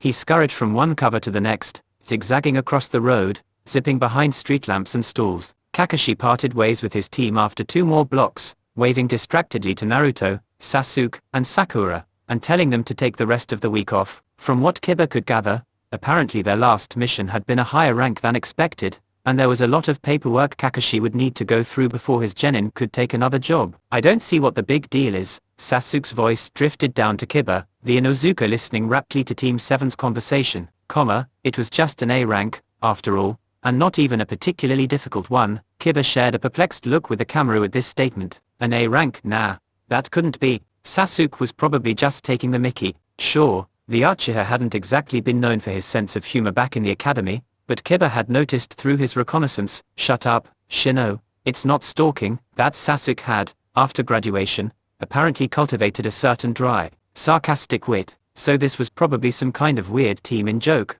Kiba's thoughts were then interrupted by a snatch of speech from Sakura, yeah, sensei. Not a single scratch between the 3 of us, maybe next time. Actual challenge. Akamaru fidgeted next to Kiba. Team 7 was moving outside their range of hearing. Kiba nodded, and darted up across the street. He ducked behind a barrel not 3 feet behind Kakashi, and was once more close enough to hear what his marks were saying. The paperwork will take a while, regardless, You sure you don't want our help with the mission report, Kaka-sensei? More hands make for lighter burdens, after all, but too many cooks spoil the broth. Naruto, Kakashi-sensei has already offered to do that for us, right? And besides, I doubt Kakashi would trust us anywhere near a mission report form after that Tora fiasco. Naruto sighed, and shook his head. He, Sakura, Sasuke, and Hinata came to a stop while Kakashi continued onward. Team 7's Jounin-sensei did not tarry, and was soon well out of sight. It was an honest accident, the blonde said, looking mildly peevish. Really? Just because the old man wound up having to redact like 3/4 of the report when he finally sent that copy over to Anbu archives. Sakura rolled her eyes. It was a D-rank mission, Naruto. How you managed to get the details of the report classified as an S-rank secret is beyond me. Hinata let out a giggle. Ah yes, I remember hearing about that. It's what caused that recent diplomatic incident with Cloud, right? Kiba blinked, not sure how to take this remark. Sasuke, in contrast, snorted and rolled his eyes. You should have known better than to try and borrow chakra from the knee. Yujitonai-san, correct? Hinata interjected, shooting Sasuke an oddly stern look. Yes, she was with the delegation that came to the village. I overheard as much from father. A strange expression flickered across Sasuke's face. He gave a start, before reddening and nodding. Yeah, right, that's what I meant. Somehow or other, Kiba got the opposite impression, but honestly, he couldn't make heads or tails of what they were saying. The individual words made sense, but something about the way they were being strung together simply refused to pass. Sasuke gave Naruto an odd look, after saying this, and the blonde scratched the back of his neck sheepishly. Heh, to be fair, I'd thought Tora might react better to a more feline chakra, but clearly you were mistaken, Sakura commented. She smirked. Naruto blushed. Right. Yeah, fair enough. He gave a shrug, and honestly it had completely slipped my mind that Yujito would still. It was a pain in the ass trying to explain that whole mess to the Lord Third. Sasuke sighed, shaking his head. I don't think he even bought our explanation. Hinata smiled. What was it again? She mused, a twinkle in her eye. I do recall that Naruto told me, but the exact details seem to have slipped my mind. Sakura gave Hinata a curious look. There was something Kiba couldn't read in the pinkette's eyes, and for the briefest moment he thought he saw her glancing toward his hiding spot, but the next moment she was looking back at Hinata, and didn't seem to give any noticeable sign that she had seen him. Kiba let out a relieved sigh. He didn't catch what Sakura said next though. She lowered her voice and leaned in toward Hinata, cupping a hand over her mouth to stymie any would-be lip readers. Whatever Sakura said, though, it must have been very amusing, because Hinata suddenly let out a clear and mirthful laugh. Oh my, you don't say, she tittered, pearlescent eyes merrily twinkling. Oh my, she shook her head, smiling playfully at Naruto. The blonde blushed when Hinata's gaze fell on him, and he scratched the back of his neck. What can I say, he mumbled, sounding a touch sheepish. I was grasping at straws with that one. I'm just thankful Yujito-chan didn't bother to contradict me. Sasuke smirked. I dare say she wouldn't have been able, whether she wanted to or not, he drawled. His eyes gleamed. What with how hard she was laughing, Naruto responded with a mildly rude gesture. Oh, shove off, he sniped. Or should I tell Sakura about those magazines you had me hide for you the other day? Sasuke went red in the face. I told you, he grumbled, they weren't mine. I found them in a box of Itachi's old things. Naruto smirked. Ahoho, he drawled, grinning like the cat that caught the canary. So you and Obito weren't the only Uchiha to have a nurse fetish. Sasuke's eye twitched, and he leaned into his something Kiba couldn't quite catch. All he was able to make out were just because something medic ninja and something, doesn't even count, anyways. Hinata smiled knowingly at this, and glanced sidelong at Naruto, who mirrored her expression. Are you sure, Sasuke, said the Hyuga heiress, because I seem to recall hearing about a certain anniversary dinner. Sasuke's face went redder than any tomato, and he immediately wheeled on Sakura with an expression on his face that Kiba might have described as something almost like betrayal. You told Hinata, he yelped. Sakura shook her head, smiling softly. Don't look at me, dear, she told him. I wasn't the one who blabbed. Sasuke frowned. He seemed to calm down marginally at this, though he still looked a touch mortified. Was it Shizune, he muttered. Hana, Sakura said, after it was over. I guess she was really drunk, and went off and blabbed too once again. It seemed for a split second like Sakura was looking straight at Kiba, but then her eyes were back on Sasuke, and she was talking like she hadn't seen anything. Kiba wondered slightly at this comment about his sister getting drunk. Hana wasn't actually of age yet, and she usually seemed to be very stringent about following the rules. He spent a few seconds mentally debating whether to file this remark away as potential blackmail material on his big sis. He also wondered what his older sister would know about Sasuke and Sakura, but shrugged it off a moment later as something he didn't particularly care about. Well, I'm sure you can guess who. Sakura finished. Sasuke scowled, implying that, yes, he could guess who. Remind to kick that bastard's ass the next time we see him, he muttered. Onyx's eyes flashed. Sakura smiled indulgently, and nodded her head. Sure, whatever you say, dear. She patted him on the shoulder. Kabuto Yakashi frowned as he looked over the most recent intelligence he'd gathered within the village. Coded documents written in a cipher that only 3 people alive could read appeared on his desk in a puff of smoke, called up from within a small black storage scroll. His bedroom was nothing special. It was not especially tidy, but not quite messy either. It was a small, cozy affair in a cheap, modest flat, perfectly ordinary and unremarkable. Nothing that would lead someone to suspect its tenant as being anything unusual. Kabuto's desk lamp shined a sickly yellow light over his coded documents. Papers rustled as he shuffled them, flipping through the intelligence reports. Kabuto was a firm believer in checking his work. Dark eyes swiveled left and right, skimming the contents of the documents he had compiled over the last few weeks. Kabuto was a very good spy, and rarely ever let something escape his attention. There was no such thing as a superfluous detail in his opinion. Even if it didn't seem immediately important, you could never know when an apparently small matter might wind up proving paramount. It had already been decided that he would meet up with one of Lord Orochimaru's agents during his next mission outside the village. Tentative plans had been drawn up for infiltrating Konoha during the next Chunin exams, and while there was nothing concrete yet, it was nonetheless crucial that Kabuto gather as much information as possible. Sinsha Potentia Estate. That was Orochimaru's motto, and Kabuto believed in it strongly. The intelligence he would be passing along to the Hidden Sound was worth his weight in gold, and it would be inexcusably remiss of him to hand along anything faulty or suspect.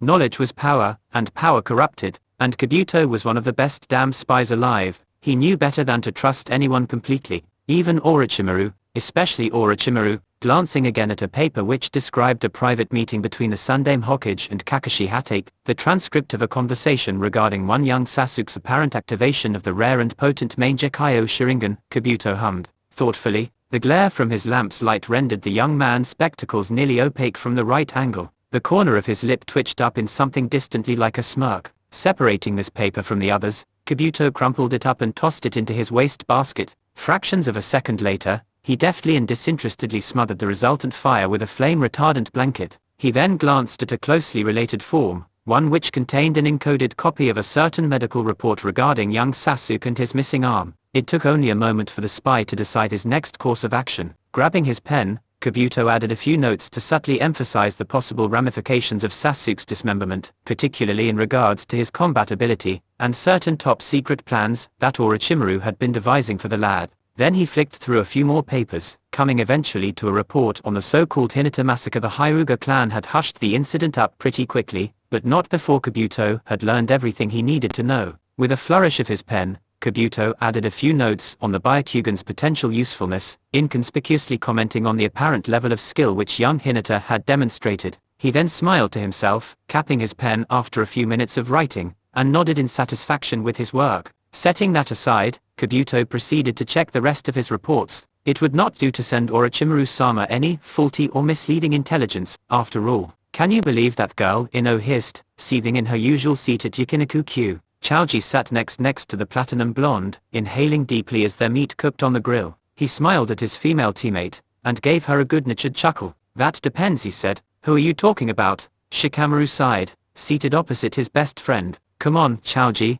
I'm sure there's only one girl she'd be talking about like that, he grumbled, glancing wistfully out the window. It's Sakura, right? Ino glared. She's been getting far too cozy with Sasuke-kun, the Yamanaka heiress muttered, her eyes flashing. She ground her teeth. That human billboard, if she thinks that being on the same team is an excuse for them to act all lovey-dovey. Chaoji arched one of his eyebrows at this statement. Love-dovey, he said, side-eyeing Ino. Are we talking about the same Sakura, here? I've seen them around the village a couple times, you know. She and Sasuke aren't exactly what I'd call mushy or gooey. Half the time I see them, those two are practically at each other's throats. Shikamaru concurred. Hardly a starstruck romance, if you ask me. Ino rolled her eyes. Boys, she muttered in apparent exasperation, can't you two even read between the lines? Sakura and Sasuke-kun are flirting all the time. It's sickening. Flirting? Shikamaru parroted, sounding disbelieving. He made a face. Geez, if that's what you think courtship is supposed to look like, then maybe I should just forego romance altogether.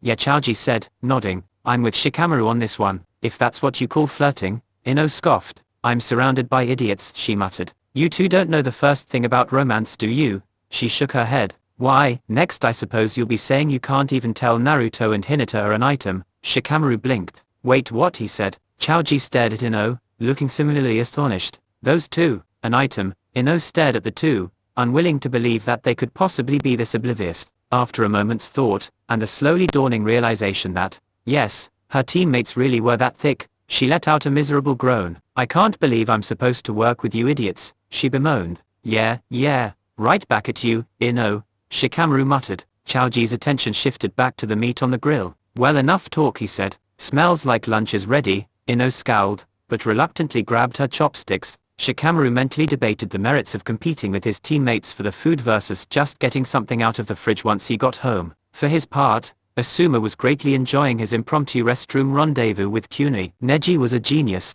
He would not be the first to tell you this, but Lee and Tenten both spoke highly enough of his skills, without any need for prompting. The former would in a mix of envy and admiration, and the latter would out of simple respect. Neji was the rookie of the year in his graduating class. His grades had all been very good, with high marks across the board. Practically every last one of his academy instructors agreed that he held the most promise out of all his classmates, and several of his former teachers had a running pool on when he would be promoted to Jounin. There was very good money on him making the cut before his 18th birthday. Neji was a veritable taijutsu prodigy, scarcely 14 yet already nearing definite mastery of the subtle and formidable gentle fist style. He could already go toe-to-toe with most Chunin in hand-to-hand combat, and his practical and theoretical grasp of the Hyuga clan's secret arts was virtually second to none. Neji had all the makings of an excellent shinobi. Certainly there were those who doubted the boy's emotional hang-ups, and questioned whether he would truly grow into a stable and well-adjusted soldier of the leaf, but most trusted that he could come to terms with his issues, given sufficient time, and all of that aside, he did have the skill. Neji was an excellent fighter, with a cool temperament and, seemingly level head. Even people who weren't fond of the boy could appreciate his combat prowess, and his grasp of the ninjutsu fundaments. Neji's peers admired him greatly. Even those who dearly longed to knock him down a peg could at least respect his ability, but all of that respect would probably fly out the window if they could see him right now. Neji Hyuga, Rookie of the Year, Gentle Fist Prodigy, wielder of the strongest and purest Byakugan of his generation, was cowering behind a rack of brooms and mops, right next to a shelf of miscellaneous cleaning supplies. There was dust in his hair, and his clothes were disheveled. He was hiding. Oh, Neji Niaizen, wherever might you be? That honeyed, chirping voice sent shivers down Neji's spine, the bad kind of shivers, the fear kind. His cousin was terrifying. A tuneless humming reached his ears, wafting easily through the paper-thin sliding door. Neji's pulse skyrocketed at the sound, and he started shivering despite himself. His face was chalk white. You are my friend, HMMMHMHM. You are my dream, hum HM. Do you remember when? HMMMHMMM, hum HMMMHMHM da the distance. Neji bit back a whimper, and he prayed to every god, kami, and saint he'd ever heard of that Hinata Hyuga would not deign to activate her Byakugan. If she did, it was as good as over. He really didn't know what the girl would do if she found him, but considering what had happened the day after her academy graduation, well, Neji had to admit that he'd never been particularly pleasant to the girl. Not that he'd ever been outright hostile, considering that Hiashi-sama had activated his father's curse mark over the man just glaring at his daughter, but Hinata was obviously unstable. A historical lack of blatant bellicosity on Neji's part would hardly save him from sharing the fate of his more unfortunate family members if the girl up and snapped again, and he had certainly turned his nose up at her enough times in the past to worry about her possibly holding a grudge. Ever since that event, which had quickly become known as the Hinata Massacre because for all their stoicism and pomposity, most of the elder Hyuga had a guilty fondness for puns, Neji had taken to avoiding Hinata as much as possible, and it actually wasn't too difficult, at first. Hiashi-sama had quite sensibly relieved the prickly and obstinate Neji of any duties, which might bring him into close contact with the girl shortly after her rampage, for fear that he might set her off with his Neji-ness, but it seemed that Hinata had noticed his absence, and she was becoming increasingly fixated on him. She actively sought him out now, and Neji had grown fearful that Hinata would ultimately find him just in time to have another violent episode. He'd not been so worried about it at first, but as time passed he became more aware of Hinata's vastly improved skills. A few of the stronger and more arrogant clansmen had stubbornly refused to accept that this shy little wallflower had hospitalized nearly a tenth of their number, and thus had, one by one, challenged her to spars over the past few weeks. Not one of them lasted more than 10 seconds. Neji had covertly espied one of these spars, and had been frightened to see the girl effortlessly dismantling a pair of men who were collectively almost 3 decades her senior. These were no cocky weaklings, either they had been tried and proven experts of the gentle fist, tempered and hardened shinobi whose skills even Neji secretly, well, admired was a bit of a strong word, but they were very good fighters, and he knew it, and Hinata took them down without breaking a sweat. Her smile didn't even falter. That had put things into perspective for him, namely, that Hinata Hyuga was fucking terrifying, so Neji did his damnedest to avoid her whenever possible, even at the cost of his own dignity. It had certainly been galling to hear Tenten giggle and guffaw over seeing him duck into the bushes the other day when Hinata had come calling at his team's training ground, but when push came to shove Neji happened to prioritize his personal well-being over other people's perceptions of him, although the glimmer of mirth in Lee's eyes had almost been enough to make him seriously consider suicide by cousin. Neji felt a chill go down his spine as Hinata's footsteps, light and nearly inaudible, came closer to his hiding place. His breath caught in his throat, and his heart nearly leapt out of his chest. Neji Niaizen, came Hinata's voice, frighteningly near and clear. She was right outside the broom closet. Why won't you come out and talk to me? It has been a very long time since we've last spoken. Neji was stiff as a board, and white as a sheet. Silently whispered prayers for mercy died on his lips, hearing a hand come to rest on the paper-thin shoji door. A sliver of light found its way into the dark closet. Neji shrank behind the mops and brooms, hearing the door slide open. The slender beam of luminescence spread, widening as the shade was parted. Light fell across his face, and he beheld 2 shimmering opal orbs. The last of Neji's hopes died and shriveled up somewhere between his liver and kidneys. Ah, there you are, Hinata chirped, beaming at her older cousin. I have been looking everywhere for you. Neji Niaizen, the stoic Hyuga prodigy, whimpered. The International Journeyman Advancement Examinations, known more commonly today as the Chunin exams, were first held in Konoha a little over 60 years ago, the product of a tentative collaboration between Tobirama Senju and the other 5 caged genin from the greater hidden villages were sent to the Leaf to participate in a test of the Nidame's own devising, a 3-stage series of challenges designed to prove the worth of candidates for promotion to Chunin. It was virtually unheard of at the time. Before the founding of the hidden villages, there hadn't really been any sort of concrete ranking system for shinobi. Back when it was just the various ninja clans fighting amongst themselves, missions were simply entrusted to whoever was available at the time, and it wasn't until Madara and Hashirama came along that anyone bothered to actually try and work out a better system. Ranking missions according to difficulty price and assigning them to shinobi of appropriate skill was a relatively recent idea, a response by the Senju and Uchiha patriarchs to the senseless loss of life they had witnessed in their youth during the Warring States era. Hashirama and Madara were visionaries, even if the latter did wind up going batshit and trying to destroy the village he helped create. From the beginning, those two had focused on the big picture, leaving the details up to Tobirama. He was the one who figured that it would be expedient to rank shinobi in a similar manner to how they ranked missions. The Jechuja naming scheme was Madara's contribution, while the D through S system of mission ranking was conceived by Hashirama. Tobirama, like always, wound up being the one to figure out the specifics of what would qualify a mission for a particular rank, and accordingly devise how those missions would be assigned among the village shinobi. That was just what he did. From the time they were kids, Hashirama was the one who would go off spouting all these crazy ideas, while Tobirama was the one who would cover for him. He was the guy who took all the wild, ambitious dreams of the first Hokage and worked out how to actually make those things happen. Like the Chunin exams, Hashirama had wanted a fair and logical way for ninja to rise through the ranks, and he'd kicked around plenty of crazy and impractical ideas during his tenure as Hokage. But it wasn't until Tobirama took up the hat that anything was actually done. It was the Nidame who determined how to test the readiness of genin for promotion to Chunin, the specific qualities they would look for: intelligence, adaptability, and martial prowess, all set in the context of one's fitness to lead squads out into the field. Tobirama was the one who negotiated with the other nations to send their own genin over to take the exams he ultimately devised, convincing them to use it as a proxy for war if they had to. He was the one who began the tradition of the Chunin exams, who laid down the various regulations and bylaws governing it. Many students might have overlooked the second Hokage for not being as monstrously powerful and charismatic as the first, or as subtly skillful and diplomatic as the third, but Tobirama did more to shape the infrastructure and laws of the hidden villages than any other cage, period. Hashirama and Madara were the ones who got the bright idea to found a village, but Tobirama was the one who figured out how to keep that village running. Hiruzen Sarutobi, having served as Hokage for over 50 years altogether, had a deep and abiding respect for his late mentor. Tobirama Senju had been an administrative genius, and even if the sum of the man's internal policies had come back to bite Konoha in the ass, the Uchiha clan's attempted coup in bitterness at a perceived marginalization within the village was a glaring example.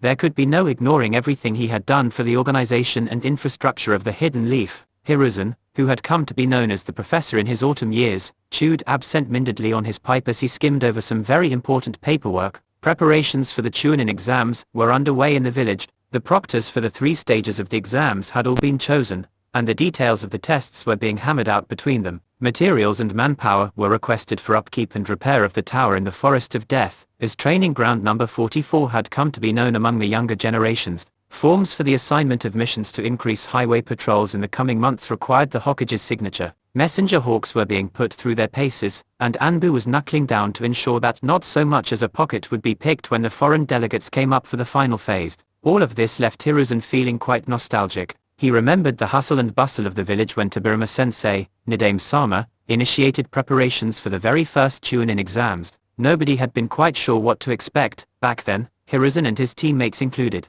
But when it came time for everything to start, well, the exams went off without a hitch. Hiruzen rightly earned his advancement to Chunin, he and Danzo the very first Leaf Ninja to ever be promoted through the exams, matching wits and fists in the final round of the 3rd phase, and the other Kage were suitably impressed. Well and truly assured of the feasibility and usefulness of the exams, the Sandaime smiled, puffing on his pipe as he thought back on all the Chunin exams he had witnessed over the years. He'd seen ninja make showings that put his genin self to shame, the likes of Kakashi and Itachi in the legendary Sannin, and blustering idiots who made complete asses of themselves, and determined underdogs who managed to overturn the odds through sheer grit and force of will. Idly, thinking of what Kakashi had told him about Team 7, the Lord Third wondered which category Naruto and his friends would fall into. He smiled, then, and scrawled his signature across the dotted line of another requisition form. This would be a very interesting exam. Kakashi watched, only mildly bemused, as his genin ran through the teamwork exercises he'd assigned them. Sasuke,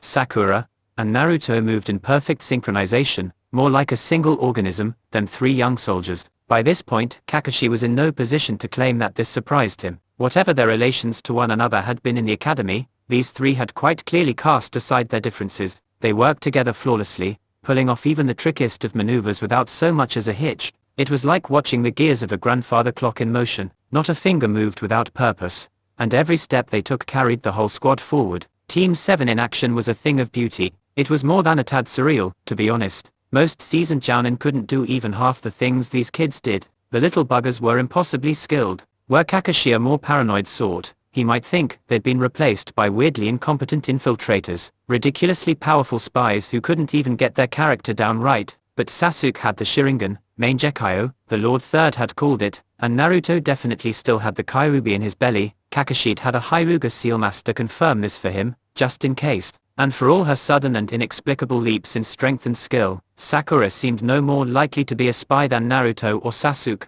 No infiltrator good enough to replace a Jinchuriki or a bloodline clan heir would be so stupid as to exhibit skills so blatantly beyond the grasp of the people they were supposed to be impersonating. Nay, as unbelievable as it seemed, somehow Naruto, Sasuke, and Sakura had honestly, genuinely grown more in the course of a few nights than most shinobi grew over their entire lifetimes. It was like Hokage-sama had told him. Naruto, of course, has access to the 9-tailed fox's chakra, as I'm sure you are well aware, the Sandaime intoned, seated across from Kakashi in the former's study. He is the Lord Fourth Hokage's son, heir and successor of Kushina Uzumaki. Even if, up until this point, he has seemingly squandered his talents on chicanery and jests, I still do not doubt that he has the makings of an excellent shinobi. Kakashi nodded, accepting this well enough. Aside from his arsenal of perverted prank jutsu, Naruto has demonstrated a firm grasp of several highly diverse ninja arts in the weeks since I began training Team 7. Much better than someone who was bottom of his class should have. Minato was a physical learner as well, the Sandaime remarked.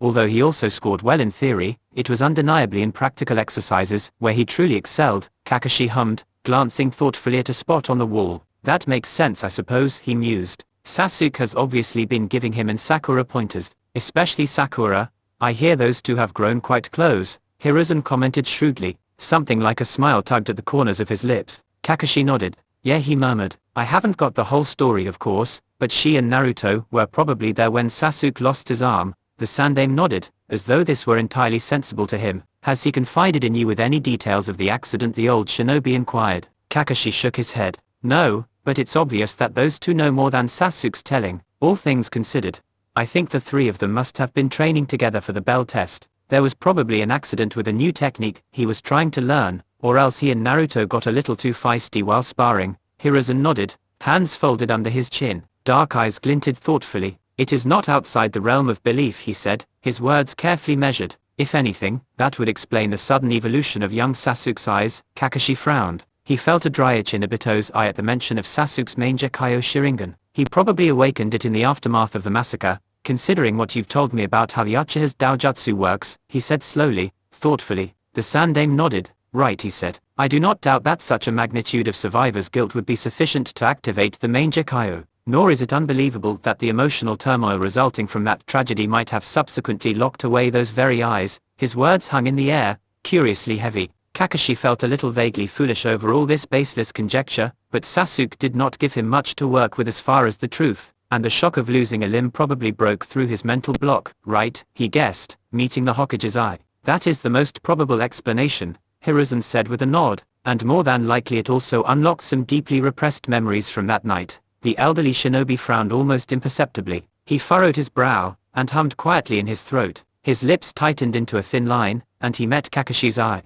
You are certain he has not demonstrated any signs of emotional instability? Kakashi shrugged, feeling rather at a loss. Honestly, first impressions aside, he actually seems to be remarkably well adjusted. His one eye narrowed. And I don't mean just superficially either. His relationship with Naruto and Sakura appears stable and healthy, and he hasn't exhibited any particular fixation on revenge since his introduction. The third Hokage's expression was unreadable.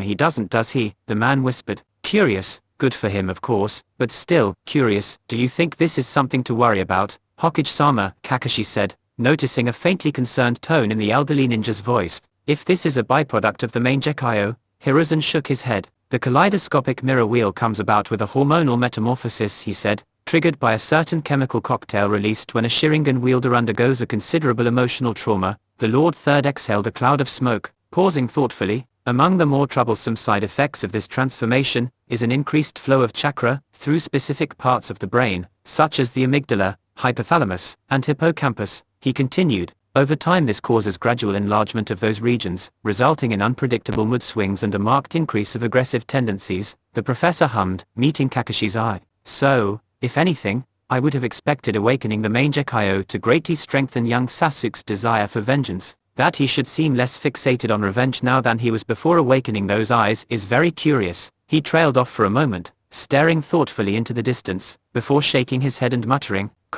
it is potentially fortuitous, to be certain, but still highly unusual. Thinking back on that discussion, Kakashi got the distinct impression that the Sandaime had known more than he said. He did not question it though. They were ninja, after all, secrets were their bread and butter. Besides, if it was really important for him to know, Kakashi had faith that the Sandaime would see fit to tell him. The young members of Team 7 were certainly inexplicably skilled, and they acted strangely at times, but the odds of them being spies or plants were infinitesimal, and the chances of them having been getting lessons from outsiders or other suspicious persons were similarly minute. So for now, at least, Kakashi could give them the benefit of a doubt. Naruto's sexy jutsu was very compelling.